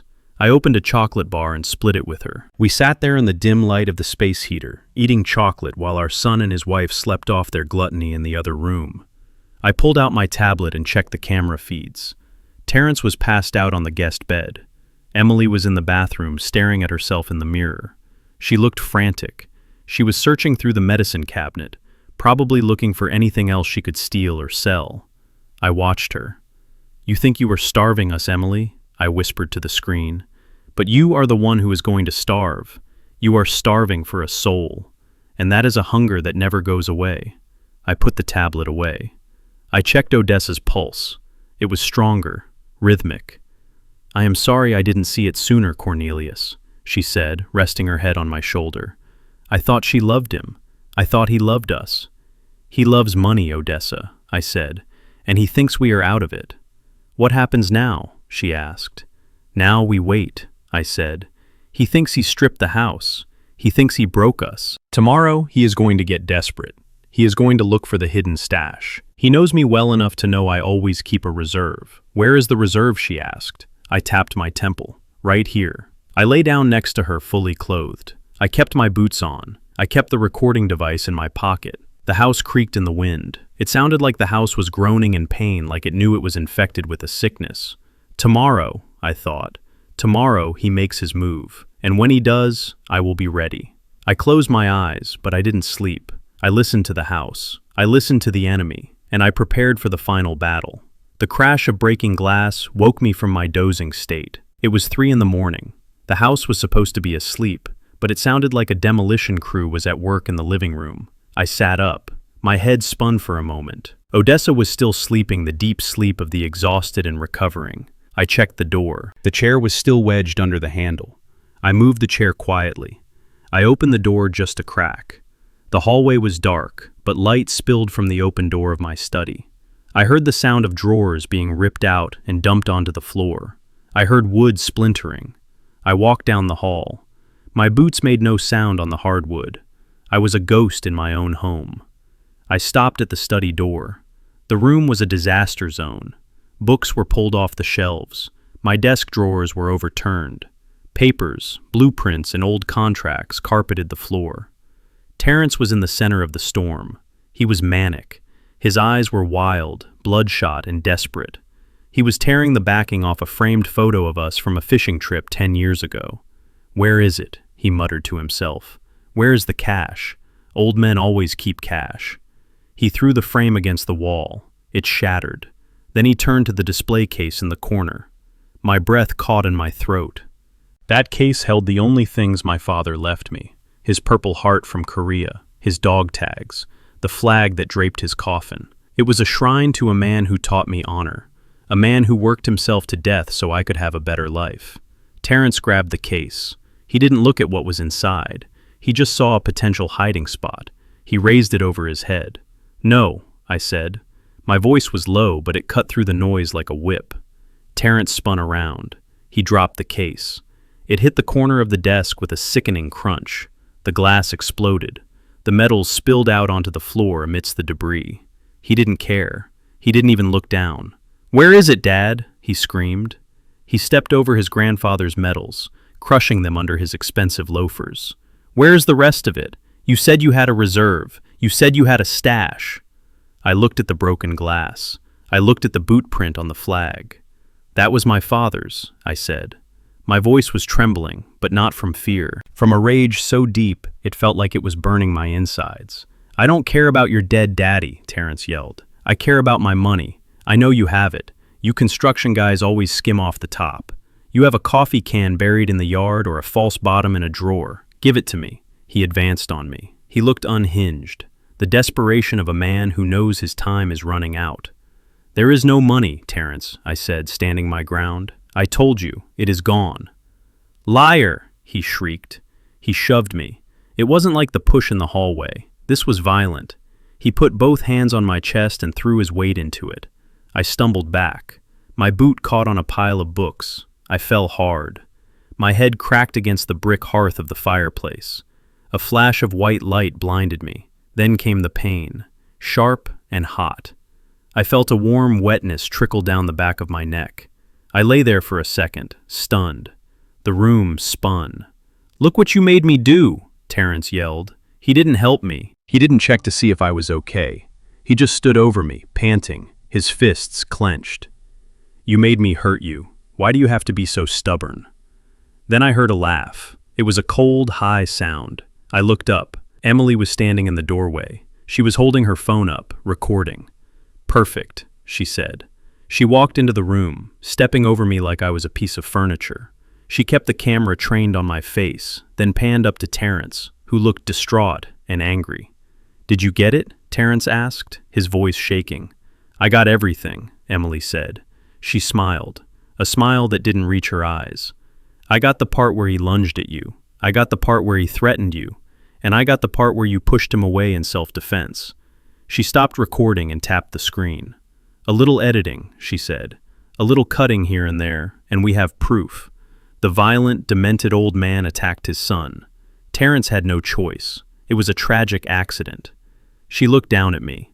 I was bleeding on the rug. My head throbbed in time with my heartbeat. "Look at him," she sneered. "He is pathetic." I wanted to get up. I wanted to wipe the floor with them.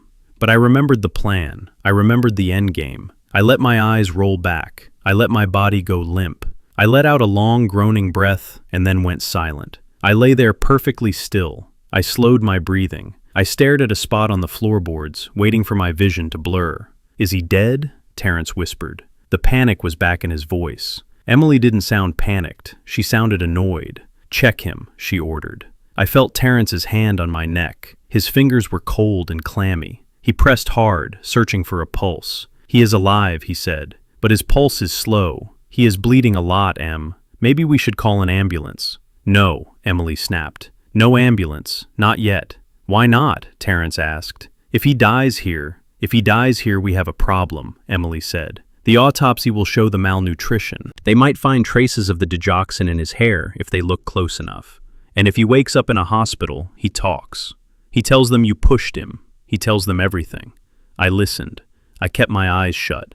The pain in my head was a dull roar, but her words were crystal clear. "So what do we do?" Terrence asked. His voice was rising in pitch. He was cracking. "We finish it," Emily said. Her voice was calm, terrifyingly calm. "What do you mean, finish it?"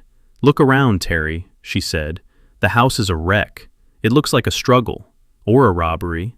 But you know what covers up a robbery really well?" "What?" "Fire." My heart skipped a beat. I had to force myself not to twitch.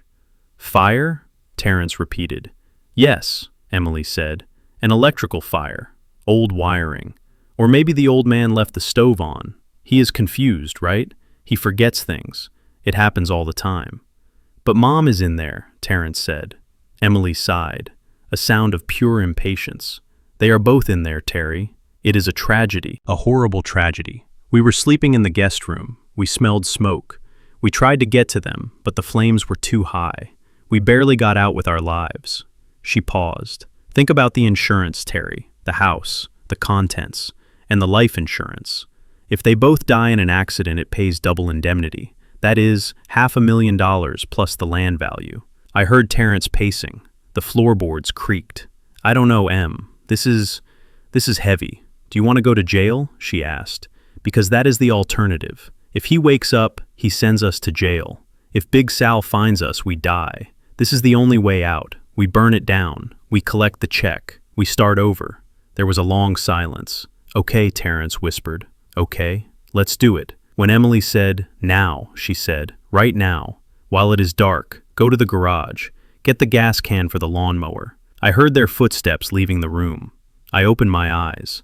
The room was spinning, but my mind was sharp. They were going to burn us alive. My own son. He had crossed the final line. There was no going back. There was no redemption.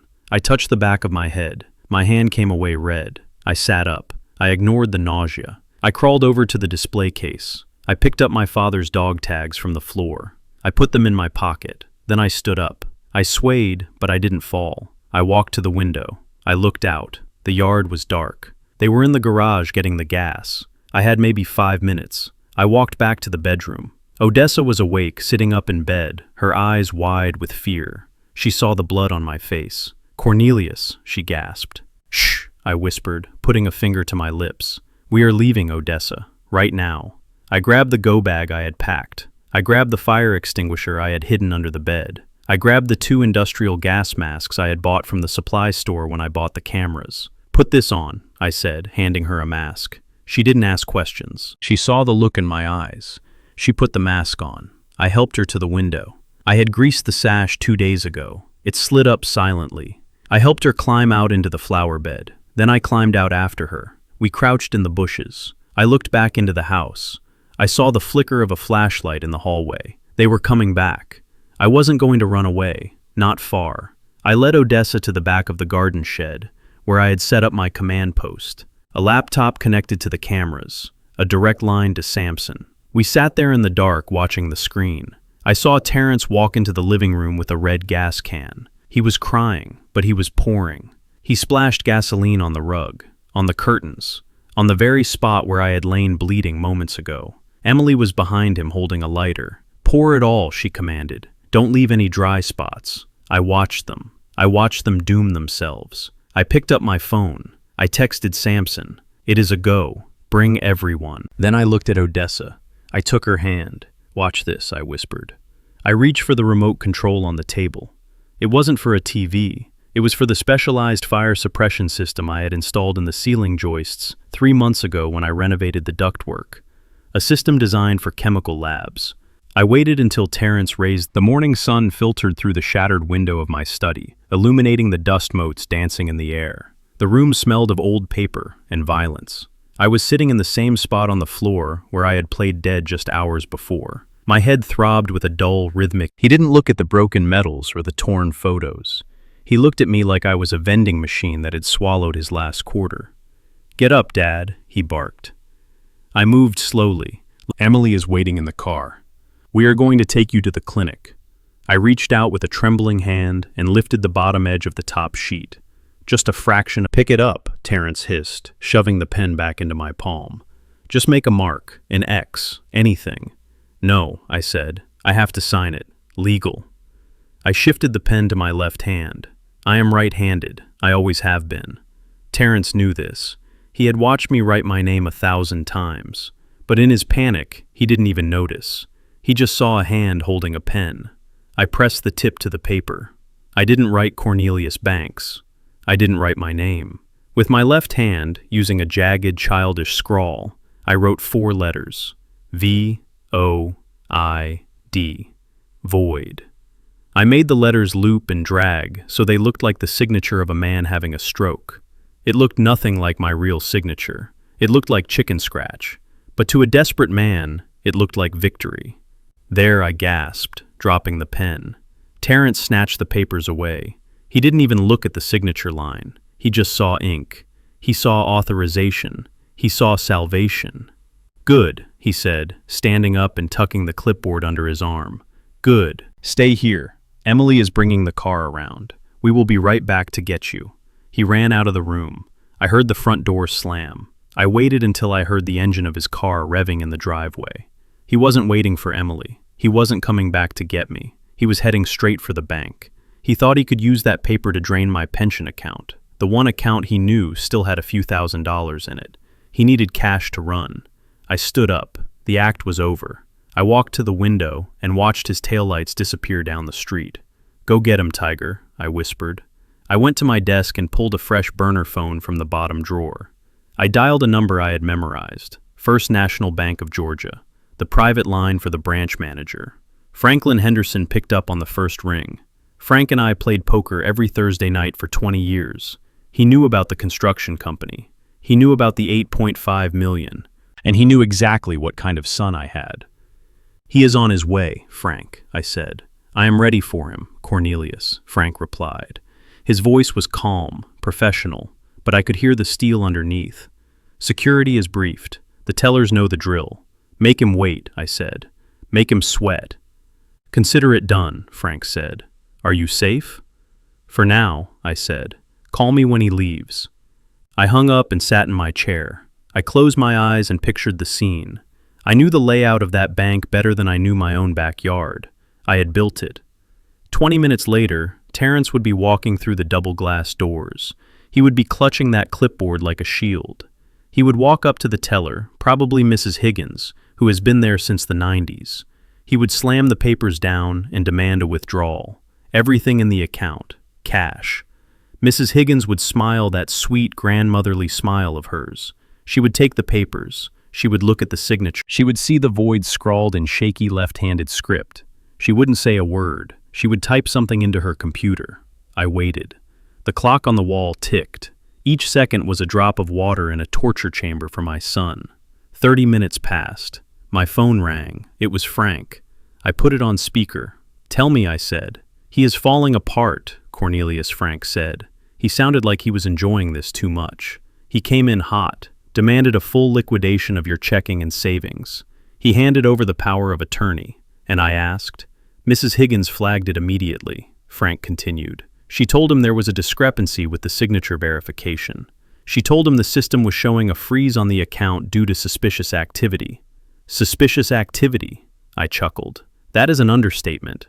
He started yelling, Frank said. He told us you were sick, that he needed the money for medical bills. He tried to intimidate the teller. So what did you do? I stepped in, Frank said. I invited him into my office. I told him we needed to run a federal identity verification check. I told him it was new protocol for withdrawals over $5,000. I took his driver's license and the paperwork, and I left him in the office with the door closed. And the security guard, I asked. Big Mike is standing right outside the door, Frank said, arms crossed, looking mean. How long has he been in there? 25 minutes, Frank said. I am watching him on the security camera. He is pacing. He is sweating through his shirt. He keeps checking his phone. He looks like he is about to have a heart attack.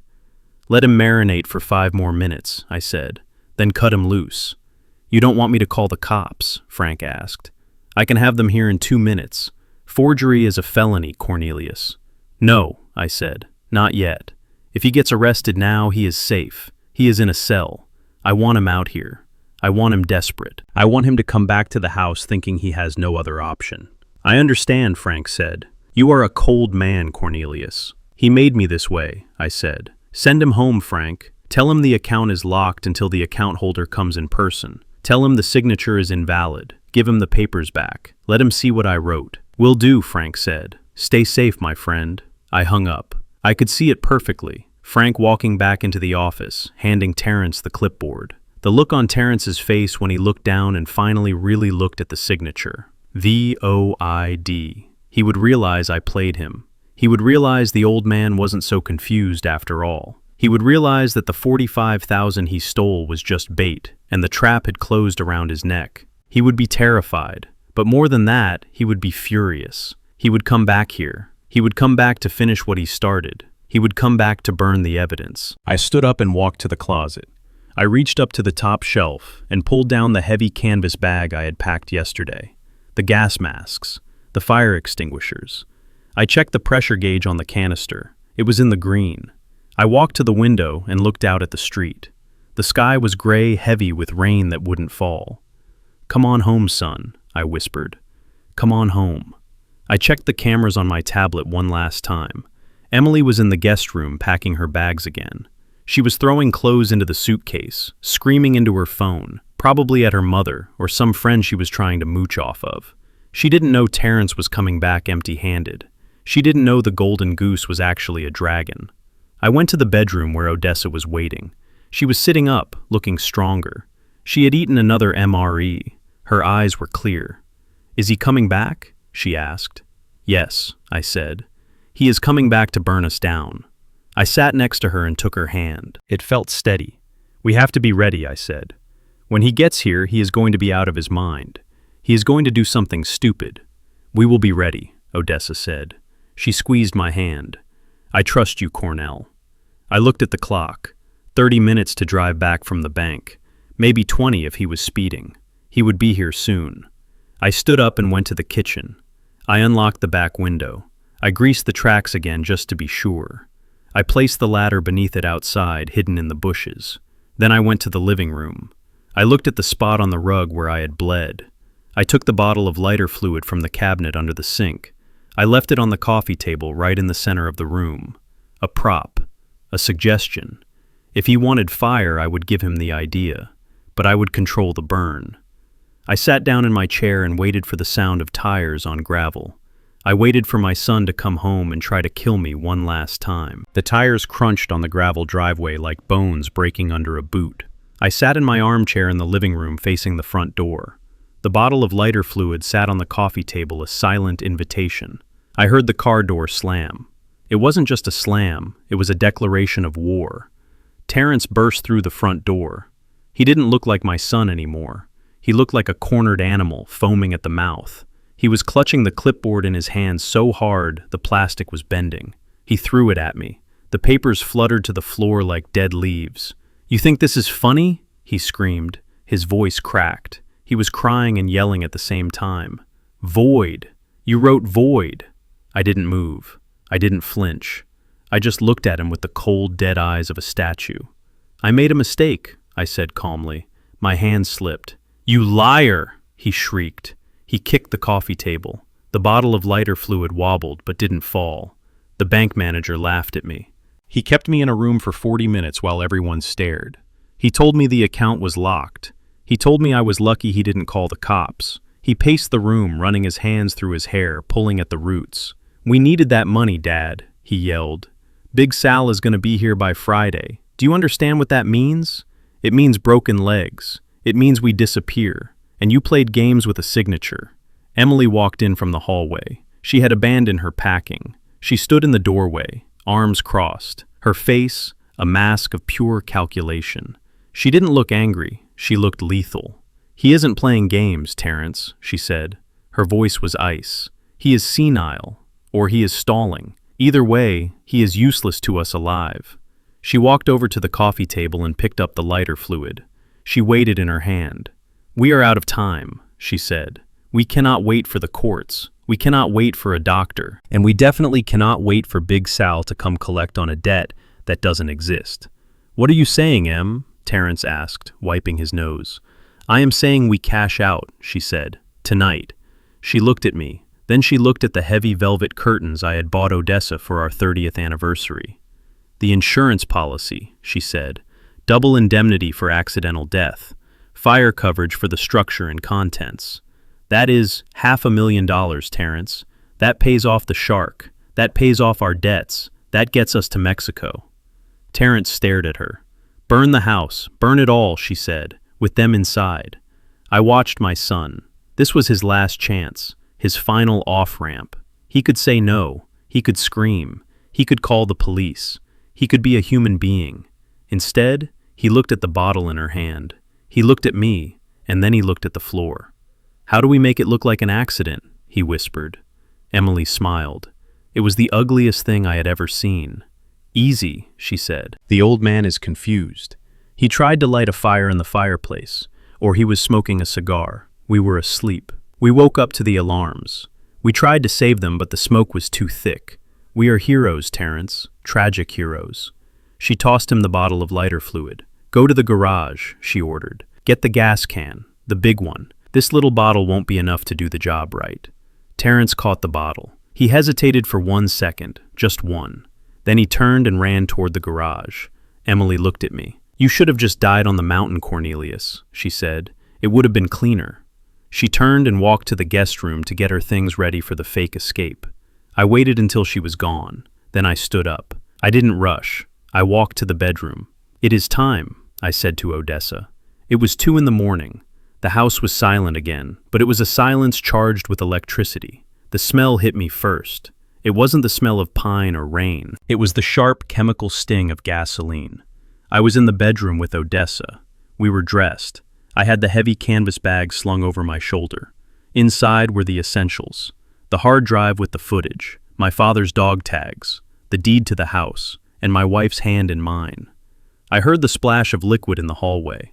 It sounded like someone pouring a bucket of water, but the fumes were unmistakable. Terrence was pouring the gas. He was starting at the front door and working his way back. He was soaking the rugs. He was splashing the walls. He was creating a path of destruction that led right to our door. I heard Emily whispering, "Not there, you idiot. Get the curtains. The fire needs to climb." I walked to the bedroom door. I tried the handle. It wouldn't turn. I jiggled it. Locked. They had locked us in from the outside.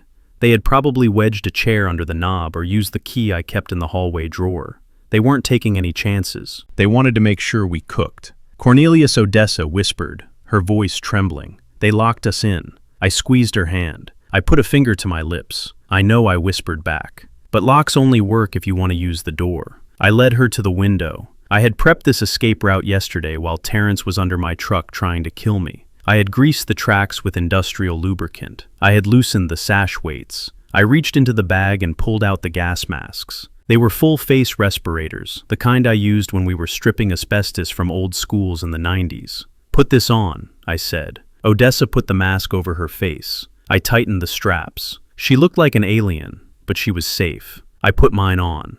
The seal was tight. The smell of gasoline vanished, replaced by the sterile scent of the filter. I slid the window up. It moved silently, like it was gliding on oil. The night air rushed in. It was cold and fresh. I looked down. The drop was only 4 feet to the flower bed, but for Odessa, with her weak knees, it might as well have been a cliff. I climbed out first. I landed softly in the mulch. I turned around and reached up. "Come on, baby," I said through the mask. "I got you." She climbed over the sill. She was shaking, but she trusted me. She lowered herself down and I caught her in my arms. I set her down gently. We crouched in the shadows of the azalea bushes. Inside the house, I could see the beams of their flashlights cutting through the dark. They were in the living room now, right outside our door. We moved quickly. I led Odessa around the side of the house toward the back patio. I had a clear view of the living room through the large bay window. We stopped behind the brick barbecue pit. It was solid cover. I pulled the tablet out of my bag. I synced it to the cameras. The feed came up. The living room was soaked. The Persian rug was black with fuel. The curtains were dripping. The furniture was doused. Terrence stood in the middle of the room, holding the empty red gas can. He was crying. Tears were streaming down his face, mixing with the sweat and the grime. He looked like a broken child. "Do it," Emily commanded. She was standing by the front door, ready to run. Her hand was on the knob. "Light it, Terrence." "I cannot," Terrence sobbed. Dad is in there. Mom is in there. They are dead anyway, she hissed. Do you want the money or not? Light the match. Terrence pulled a book of matches from his pocket. His hands shook so hard he dropped it twice. He picked it up. He struck a match. The flame flared up yellow and small in the darkness. He looked at the bedroom door. He whispered something I couldn't hear, probably an apology, as if sorry covers murder. He tossed the match onto the rug. The fumes caught instantly. A whoosh of blue and orange flame raced across the floor. It climbed the curtains. It licked at the ceiling. Fire is a living thing. It eats. It breathes. And in a house this old, full of dry timber, it moves faster than thought. Emily screamed, "Run!" She threw the front door open, but I was faster. I reached into my pocket and pulled out the remote control. It was a small black box with a single red switch, protected by a plastic cover. I had installed the system myself 3 months ago, when I redid the crown molding. I told Terrence I was adding insulation. What I actually installed was a high-pressure chemical suppression system. It wasn't water. Water ruins foundations. This was a hardening foam used in airport hangars to stop jet fuel fires. It expands to 50 times its volume in seconds, and it hardens into a rigid, sticky foam that cuts off oxygen and traps anything it touches. I flipped the plastic cover. "Goodbye, kids," I whispered inside my mask. I pressed the switch. Boom! It sounded like a cannon going off inside the house. The pressurized tanks in the attic released their payload all at once. The ceiling of the living room seemed to explode downward. A massive wall of white chemical foam slammed into the floor. It hit the fire first. The flames were smothered instantly, choked out by the chemical blanket. Then it hit Terrence. He was standing right in the middle of the room. The foam hit him like a physical blow, knocking him off his feet. He tried to scream, but the foam filled his mouth. It covered him from head to toe, burying him in a white mountain. Emily tried to run. She made it one step out the door before the wave caught her. It blasted her from behind, slamming her against the doorframe. The foam expanded rapidly, gluing her to the wood, trapping her legs and torso. She flailed her arms, trying to wipe the stuff off her face, but it was sticky, like superglue, and heavy, like wet cement. The alarms started blaring. I watched on the tablet. The fire was out, the threat was neutralized, and my son and his wife were trapped like insects in amber. They were struggling, fighting against the foam, but the more they moved, the more it hardened. It was designed to immobilize. It was designed to stop catastrophe. I took Odessa's hand. "Let us go introduce them to the neighbors," I said. I stood up and walked toward the front of the house. The sirens were already wailing in the distance. Samson had called them 5 minutes ago. I walked up the driveway, the gravel crunching under my boots. I stopped in front of the porch. Emily was half in and half out of the door, encased in white foam, screaming obscenities.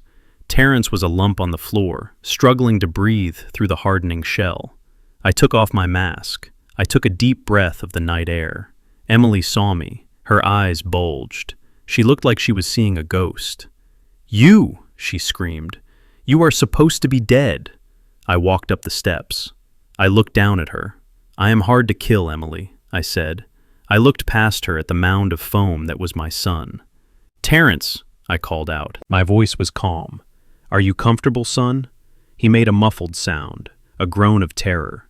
"Good," I said. "Stay right there. The police are on their way, and I have a movie I want to show everyone." I turned around. The street was filling with lights, blue lights, red lights, and the bright white headlights of Samson's truck. The audience had arrived. It was time for the grand finale. The sirens finally died down, leaving only the rhythmic thrum of idling diesel engines and the crackle of police radios to fill the silence of the night. My front lawn, usually so pristine and quiet, was now a chaotic sea of flashing blue and red lights. It looked less like a home and more like a war zone, which I suppose was fitting because a war had just ended here. The police officers didn't know what to make of it at first. They saw the foam. They saw the broken window. They saw an old black man standing on the porch with a fire extinguisher in one hand and a gas mask in the other. But Samson was there. He flashed his retired badge and spoke to the sergeant in low, urgent tones, pointing at the house, then at me, then at the 2 snowmen writhing on the ground. 2 officers grabbed Terrence by the arms. The chemical foam had begun to harden, turning into a tacky, semi-rigid shell. He looked like a grotesque statue, a monument to stupidity. He couldn't walk properly. His legs were stiff with the stuff, so they had to drag him. His heels dug furrows into my grass. He was making muffled sounds, trying to speak through the gunk on his face, but all that came out were whimpers. Emily was in worse shape. The foam had glued her hair to her face and her arms to her sides. She was thrashing violently, fighting the restraint like a wild animal caught in a snare. When the officers hauled her out into the harsh glare of the floodlights, she looked less like a human being and more like a creature from a swamp. Her eyes, wide and manic, darted around the yard, searching for an escape that didn't exist. I walked down the porch steps. I moved slowly, deliberately. I wasn't the frail old man anymore. I wasn't the victim. I was the judge, the jury, and the executioner. I stopped in the middle of the driveway. Samson walked over to me. He was grinning that hard, humorless grin of his. "Nice shot, Cornelius," he said, nodding at the foam-covered couple. "I didn't know you had that kind of pressure in the system." "I over-engineered it," I said, "just to be safe." Samson signaled to the officers. "Bring them over here, front and center." The cops dragged Terrence and Emily to the middle of the lawn, right in front of the garage door. They forced them to their knees. It looked like an execution, but I didn't have a gun. I had something much worse. I looked out at the street. The entire neighborhood was there. Mrs. Gable from next door was in her bathrobe, clutching her cat. Mr. Henderson, the bank manager, had driven over, probably after hearing the police scanner. Even the mailman who lived 3 blocks away was standing there craning his neck. They were terrified. They were confused. They saw a nice young couple covered in chemicals and an old man standing over them. They needed context. I reached into the back of Samson's truck and pulled out a microphone connected to a portable PA system. It screeched with feedback for a second, making everyone jump. I slipped on my suit jacket. It was a charcoal gray Armani one I had bought years ago for board meetings. It didn't match my work boots or my dusty jeans, but it gave me the silhouette of authority. Sterling, my lawyer, stepped out of his sedan parked at the curb. He walked over, carrying his briefcase, looking like he owned the pavement he walked on. He nodded to me. "Everything is ready, Mr. Banks," Sterling said. "The sheriff has been briefed. The press is on the way. But I think your neighbors deserve to see the evidence first." I nodded. I turned to the crowd. I raised the microphone. "Good evening, everyone," I said. My voice boomed across the lawn, echoing off the houses. "I apologize for the noise, and for the mess. I know it looks like there has been an accident here tonight." I looked down at Terrence. He was looking up at me, pleading with his eyes. He knew it was over. "But there are no accidents," I continued. "Only consequences."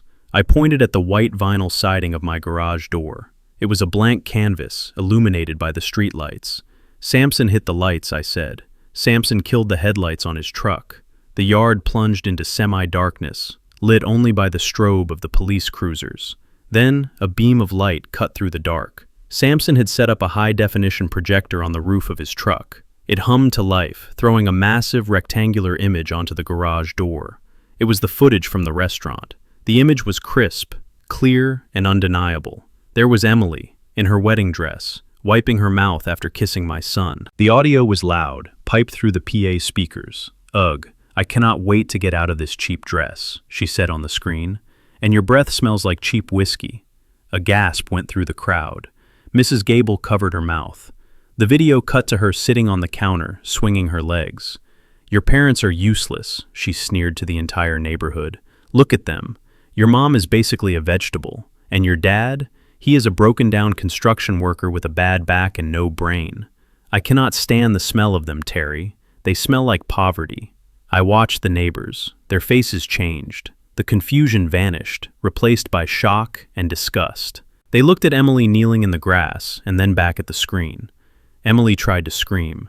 "Turn it off. It is a lie." But the foam muffled her, and the audio from the projector drowned her out. I signaled Samson. "Next," I said. The scene changed. The kitchen, high-definition color. Emily crushing the blue pills. The sound of the mortar and pestle was rhythmic. Crunch, crunch, crunch. The look on her face was pure concentration. She dumped the powder into the soup. She stirred it. She smiled. "That is digoxin," I said into the microphone, narrating the film like a director. "Heart medication." She fed it to my wife. She fed it to my dog. She tried to stop their hearts so she wouldn't have to wait for nature. A murmur of horror rippled through the crowd. Someone shouted, "That is sick." "Next," I said. The driveway, yesterday morning. Terrence sliding under my truck, the sound of the wrench, the brake fluid dripping onto the concrete, the way he looked around furtively, like a thief in the daylight. "He cut my brake lines," I said. "My own son. He sent me down Kessler Mountain in a 2-ton truck with no way to stop. He wanted me to die in a wreck so he could collect the double indemnity insurance." Terrence put his head down. He couldn't look at the screen. He couldn't look at the neighbors. The shame was radiating off him like heat. Next, the dining room. Tonight, the steaks, the wine, the way Emily threw the bread at Odessa, the way she scraped the leftovers onto the floor. "For the rats," she said on screen. I heard a woman in the crowd start to cry. It was cruel. It was raw. It was the kind of evil that hides behind closed doors exposed for the world to see. And finally, the finale, I said. The living room, 20 minutes ago. Terrence pouring the gasoline, the liquid splashing on the walls, Emily holding the lighter, her face illuminated by the flame, demonic and eager. "Burn it all," she said on the massive screen. With them inside, the crowd went silent, deadly silent. On the screen, Terrence threw the match. The fire whooshed up, and then the foam exploded. The screen went white. Samson cut the feed. The yard went dark again, save for the police lights. I lowered the microphone. I looked at the crowd. "That is the movie," I said. "It is called The Ignorance of Greed." I walked over to Terrence. I knelt down so I was eye level with him. I ignored the smell of the chemicals. "You wanted a show, son," I whispered. "You wanted everyone to know who I was. Well, now they know. And more importantly, they know who you are." I stood up and turned to the sheriff, who had been watching the whole thing, his arms crossed, his face grim. "Sheriff," I said, "I would like to press charges." "What charges, Mr. Banks?" the sheriff asked, stepping forward, his hand on his handcuffs. "Attempted murder," I said, ticking them off on my fingers. "Conspiracy to commit murder, elder abuse, grand larceny, forgery, arson, and animal cruelty for what they did to my dog." The sheriff nodded. "That sounds about right." He gestured to his deputies. "Get them up," he ordered. "Read them their rights, assuming you can find their ears under all that goop." The deputies hauled Terrence and Emily to their feet. The foam had hardened enough that they had to waddle like penguins. It was pathetic. It was humiliating, and it was exactly what they deserved. Emily started screaming as they dragged her toward the cruiser. "You planned this!" she shrieked at me, spittle flying from her mouth. "You tricked us. You told us you were broke. You are a liar, Cornelius. You are the bad guy here." I laughed, a deep belly laugh that felt good in my chest. "I am a liar, Emily," I shouted back.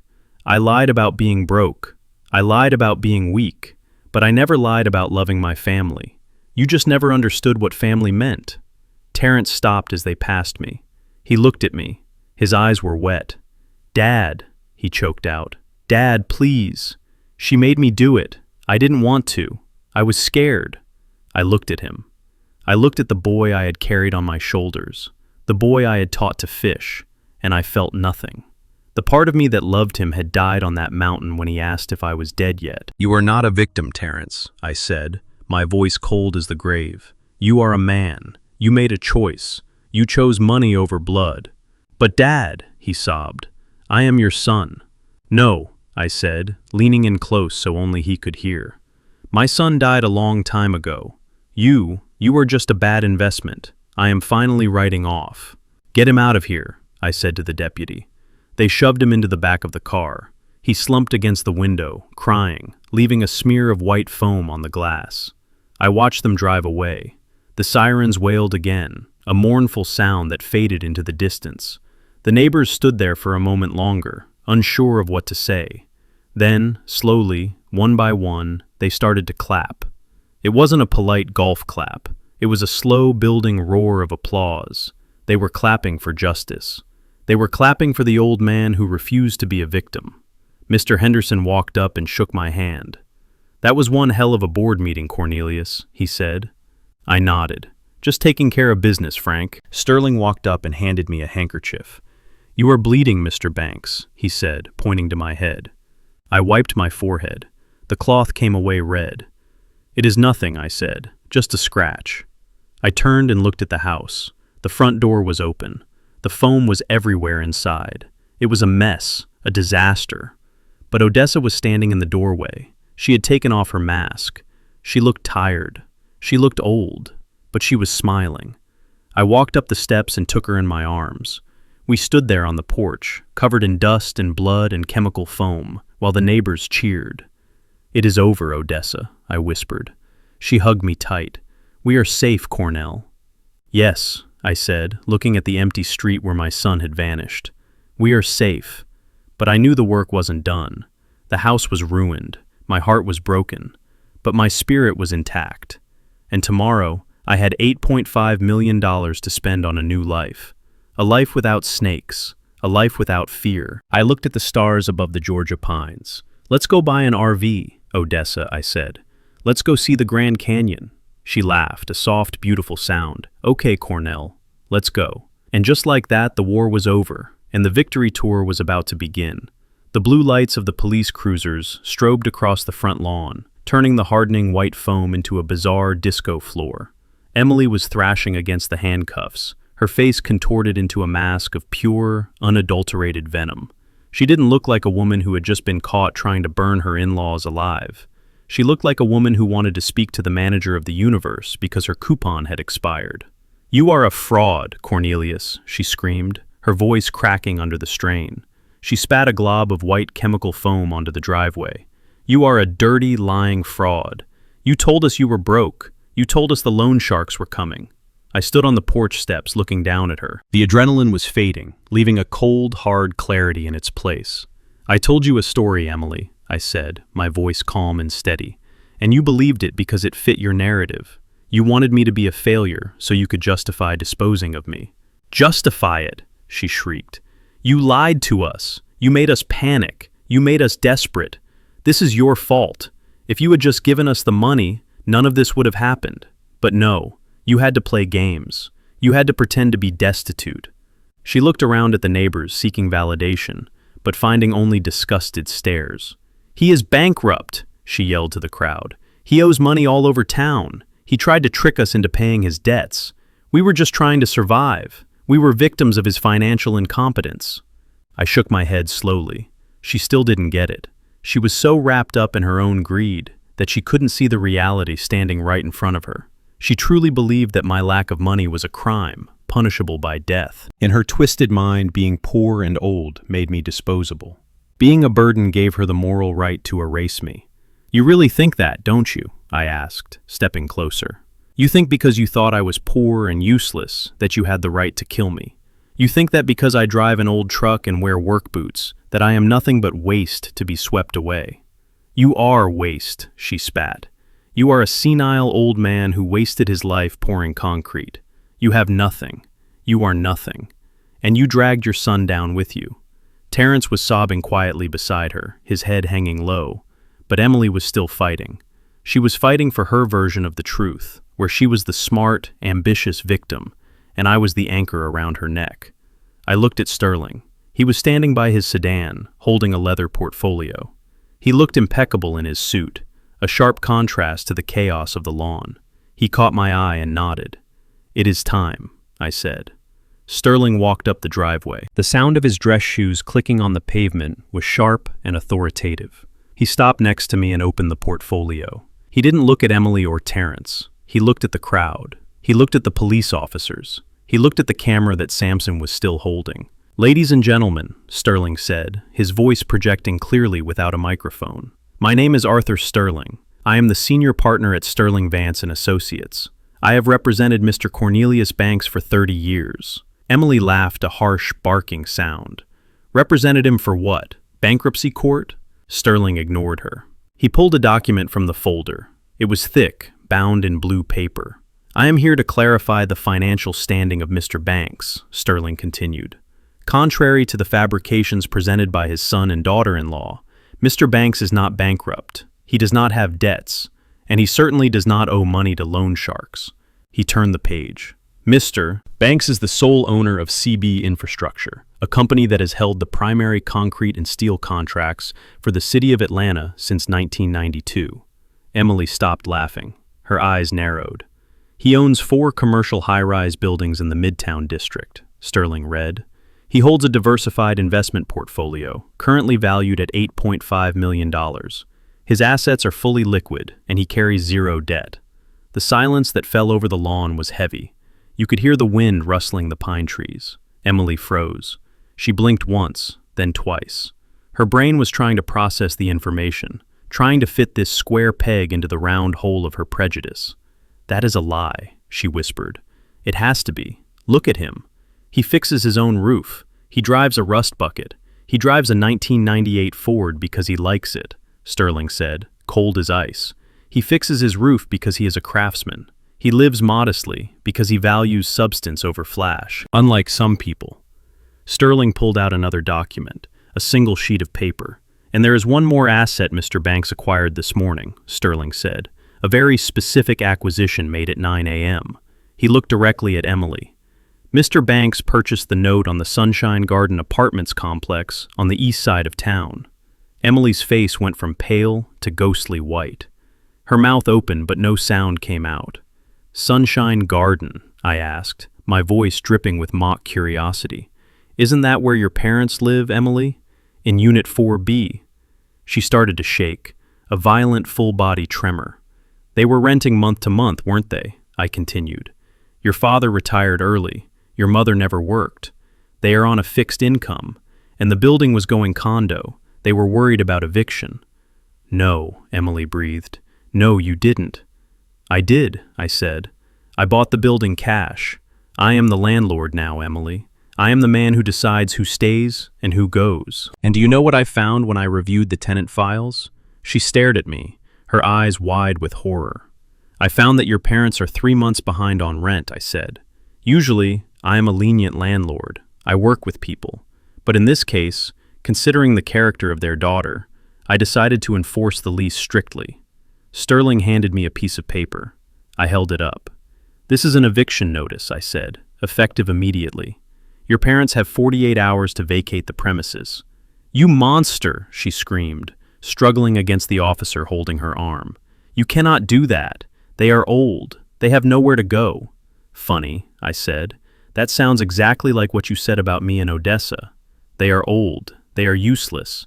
Put them in a home. Or better yet, burn them down." I leaned in close. "I am not going to burn them, Emily. I am not you. But they are going to learn what it feels like to be judged by their bank account. They raised a monster, and now they are going to pay the tax." Emily slumped. Her legs gave out. The officer had to hold her up to keep her from falling into the foam. The reality was crashing down on her like a tidal wave. She hadn't just lost the game. She had thrown away the winning lottery ticket. I watched her face as the math finally added up in her head.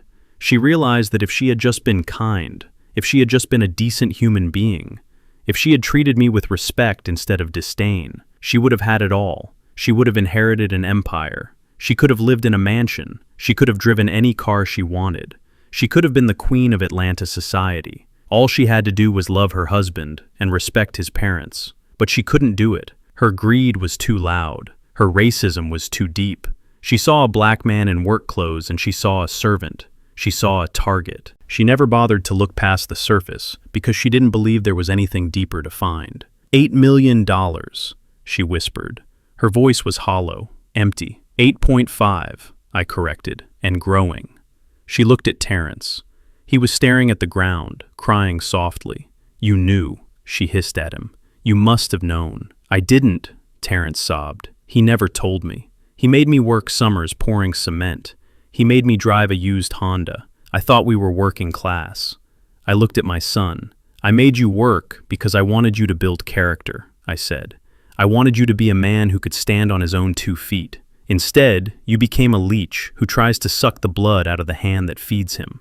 Emily let out a sound that wasn't quite a scream and wasn't quite a laugh. It was the sound of a mind snapping. "I could have had it all," she mumbled. "I could have had it all." She looked at me, and for a second I saw the mask slip back on. The manipulation gears tried to turn one last time. "Cornelius," she said, her voice taking on a desperate, wheedling tone. "Dad, listen, we can fix this." I was confused. I was scared. The stress of the wedding, the baby hormones. "There is no baby." I cut her off. Samson told me about the tubal ligation. Her jaw clamped shut. The lie died in her throat. "You are right," I said. "You could have had it all, but you traded diamonds for glass because you were too busy looking down your nose to see what was in your hand." I signaled to the officers. "Get them out of my sight," I said. The cops began to drag them toward the cruisers. Emily didn't fight anymore. She was a dead weight. Her eyes were fixed on the beautiful, large house she had tried to burn down, the house that was supposed to be her prize. "Wait!" Terrence yelled, digging his heels into the grass. "Dad, please! I am your son. You cannot let me go to prison. I will die in there." I walked over to him. I looked him in the face. I saw my eyes. I saw my chin. But I didn't see my son. "My son died the day he crawled under my truck with a wrench," I said softly. You were just a stranger who tried to kill me." "But Dad," he pleaded, snot running down his face. "I was desperate. She made me do it. A man makes his own choices," I said, "and a man pays his own debts. You owe society a debt now, Terrence. Go pay it." I turned my back on him. I heard the car doors slam. I saw the lights flash. I stood there in the driveway, surrounded by my neighbors, my lawyer, and my friend. I felt a hand on my arm. It was Odessa. She was looking at the police cars disappearing down the street. She had tears in her eyes, but she wasn't crying for them. She was crying for the loss of what we thought we had. "They are gone, Cornell," she whispered. "Yeah, baby," I said, putting my arm around her. "They are gone." I looked at the house. The foam was starting to dissolve, leaving a sticky residue on the porch. The front door was broken. The smell of gasoline still hung in the air, faint but present. It was a mess, but it was my mess, and I had the money to fix it, or better yet to leave it behind. Sterling cleared his throat. "Mr. Banks," he said, "I will have the eviction notice served to the Sunshine Garden Apartments first thing in the morning, and I will start the paperwork for the prosecution. We have the confession on tape. We have the physical evidence. It is a slam dunk." "Thank you, Sterling," I said, "and add a clause to the eviction." "What is that?" "Tell them I am open to a payment plan," I said, "but they have to come down to the construction site and work it off. Minimum wage. Digging ditches." Sterling smiled, a rare, genuine smile. "I think they are a little old for manual labor, Cornelius." "I am 68, I said, "and I just took down 2 criminals without breaking a sweat. They can hold a shovel. It builds character." I looked at the crowd of neighbors. They were starting to disperse, whispering among themselves. They had seen a show they would talk about for 20 years. The night Cornelius Banks revealed he was the king of the block, Samson walked up, slapping the dust off his jacket. "Well," he said, "that is that. You want me to stay the night, just in case Big Sal decides to show up." I laughed. "There is no Big Sal, Samson. I made him up. The only shark in this town is me." Samson chuckled. "You are a piece of work, Cornell." "Go home, Samson," I said. "Send me the bill, and add a bonus. You earned it." He nodded and walked to his truck. I was left alone with Odessa and Sterling. "What now, Mr. Banks?" Sterling asked. "Now," I said, looking at my wife. "Now we retire, for real this time." I looked at the RV brochure I had kept hidden in my safe for 5 years, the one Terrence never found because he was too busy looking for cash. "Sterling, liquidate the construction firm," I said. "Sell the buildings. Keep enough for us to live like royalty, and put the rest in a trust." "For who?" Sterling asked. "You don't have heirs anymore." "For the trade school," I said, "the one down on 4th Street, the one that teaches kids how to build things with their hands, kids who don't have fathers, kids who need a chance." "That is a fine idea," Sterling said. I looked at Odessa. "You ready to go, girl?" I asked. She smiled. She looked younger than she had in years. The weight of the poison and the betrayal was lifting. "I am ready, Cornell. Where are we going?" "West," I said, "until we hit the ocean. And then maybe we go north or south. It doesn't matter, as long as we are driving away from here." I took her hand, and we walked back into our broken, foam-covered house. We didn't plan to stay long, just long enough to pack the real things, the memories that mattered. The rest we would leave for the garbage men, because that is all it was, garbage, and I was done taking it out. The red and blue lights of the police cruisers danced across the chemical foam that covered my front yard, creating a surreal disco effect on the worst night of my life. I watched as the deputies hauled Terrence toward the back of the patrol car. The foam had hardened into a crusty shell, making him walk with a stiff jerking motion, like a broken marionette. He wasn't fighting anymore. The fight had drained out of him the moment the projector screen showed the world who he really was. Now, he was just a scared boy, realizing that the consequences of his actions were finally catching up to him. Emily was being loaded into a separate car. She was still screaming, but the fight had gone out of her voice, leaving only a shrill panic. She twisted her head, looking back at the house, looking back at me, and most importantly, looking back at the life of luxury she had just torched. She locked eyes with me one last time. I didn't see anger in her eyes. I saw calculation. She was already trying to figure out who to blame, how to spin this, how to find the next victim to leech off of. But it was too late. The cuffs were tight, and the doors were closing. "Wait!" Terrence screamed. He dug his heels into the gravel of the driveway, leaving long furrows in the white foam. "Wait, please! I need to talk to my father. Let me talk to my dad." The deputy looked at me. I nodded once. "Let him speak," I said. The deputy shoved Terrence forward, but kept a firm grip on his arm. Terrence stumbled and fell to his knees in front of me. He looked up, tears streaming down his face, cutting tracks through the grime and chemical residue. He looked pathetic. He looked like the little boy who used to scrape his knee and come running to me for a bandage. But that boy was gone. This was a man who had tried to kill me for an insurance payout. "Dad," Terrence sobbed. "Dad, please. I am sorry. I was desperate. She made me do it. You know I wouldn't hurt you. I am your son. I am your flesh and blood. You cannot let them take me to jail. I will die in there." I looked down at him. I felt a phantom pain in my chest where my heart used to be. I remembered teaching him to throw a baseball. I remembered his high school graduation. I remembered the pride I felt when he got into college. But then I remembered the wrench turning the bolt on my brake line. I remembered the match flying toward the gasoline-soaked rug. I remembered him asking if I was dead yet. I leaned down close to his face. I wanted him to see my eyes. I wanted him to see that the well of forgiveness had run dry. "You are not my son," I whispered, my voice low and hard, like wet concrete setting in the sun. "Dad, do not say that," he pleaded, reaching out a hand that was covered in the sticky foam. I stood up straight and took a step back out of his reach. "My son was a good man," I said, loud enough for the neighbors to hear. "My son had honor. My son would never try to poison his mother or burn his father alive. You are just a stranger, Terrence. You are a bad investment. You are a liability I carried for too long." "But I am your family," he wailed. "No," I said. "You were just a bad debt, and I just wrote you off." I signaled to the deputy. "Get him out of here." "No!" Terrence screamed as they dragged him away. "Dad! Daddy, please!" I turned my back on him. I heard the car door slam shut, cutting off his screams. It sounded like the vault door of a bank closing on an empty safe. I didn't look back. I walked over to Odessa, who was standing on the porch, wrapped in a blanket that Mrs. Gable had brought her. She was shivering, but her eyes were dry. She had heard everything. "Is he gone?" she asked softly.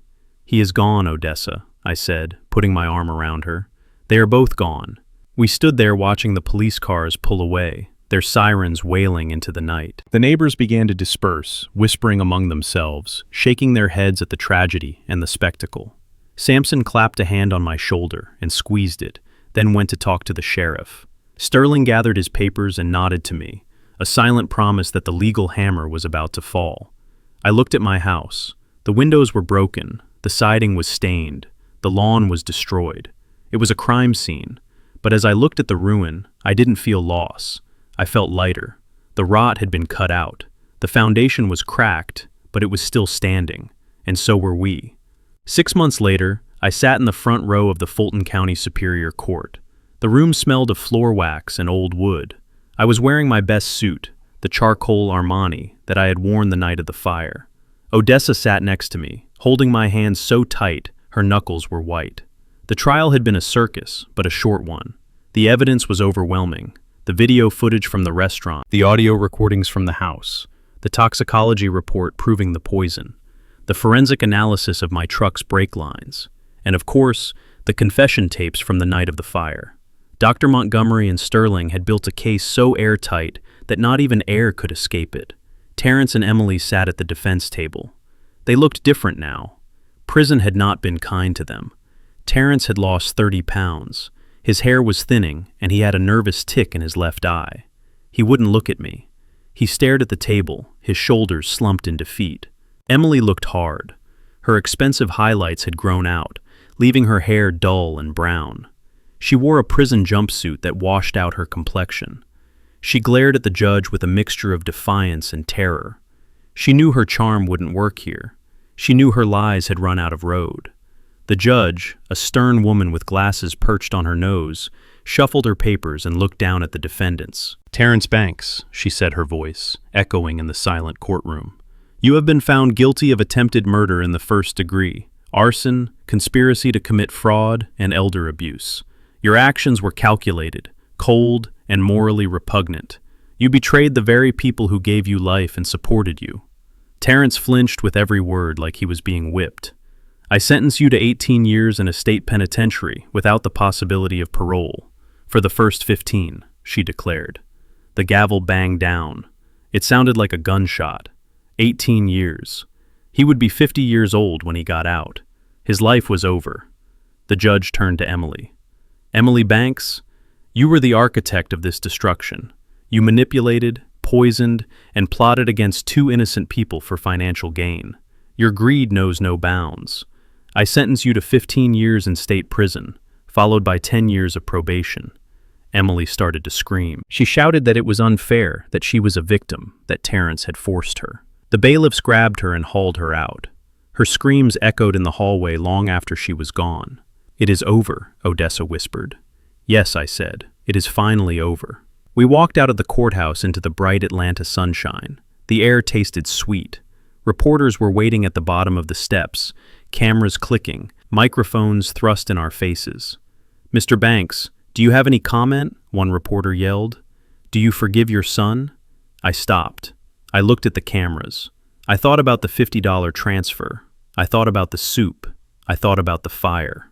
"Forgiveness is between him and God," I said into the microphone. "I just arranged the meeting." I led Odessa through the crowd to the curb, where a massive vehicle was waiting.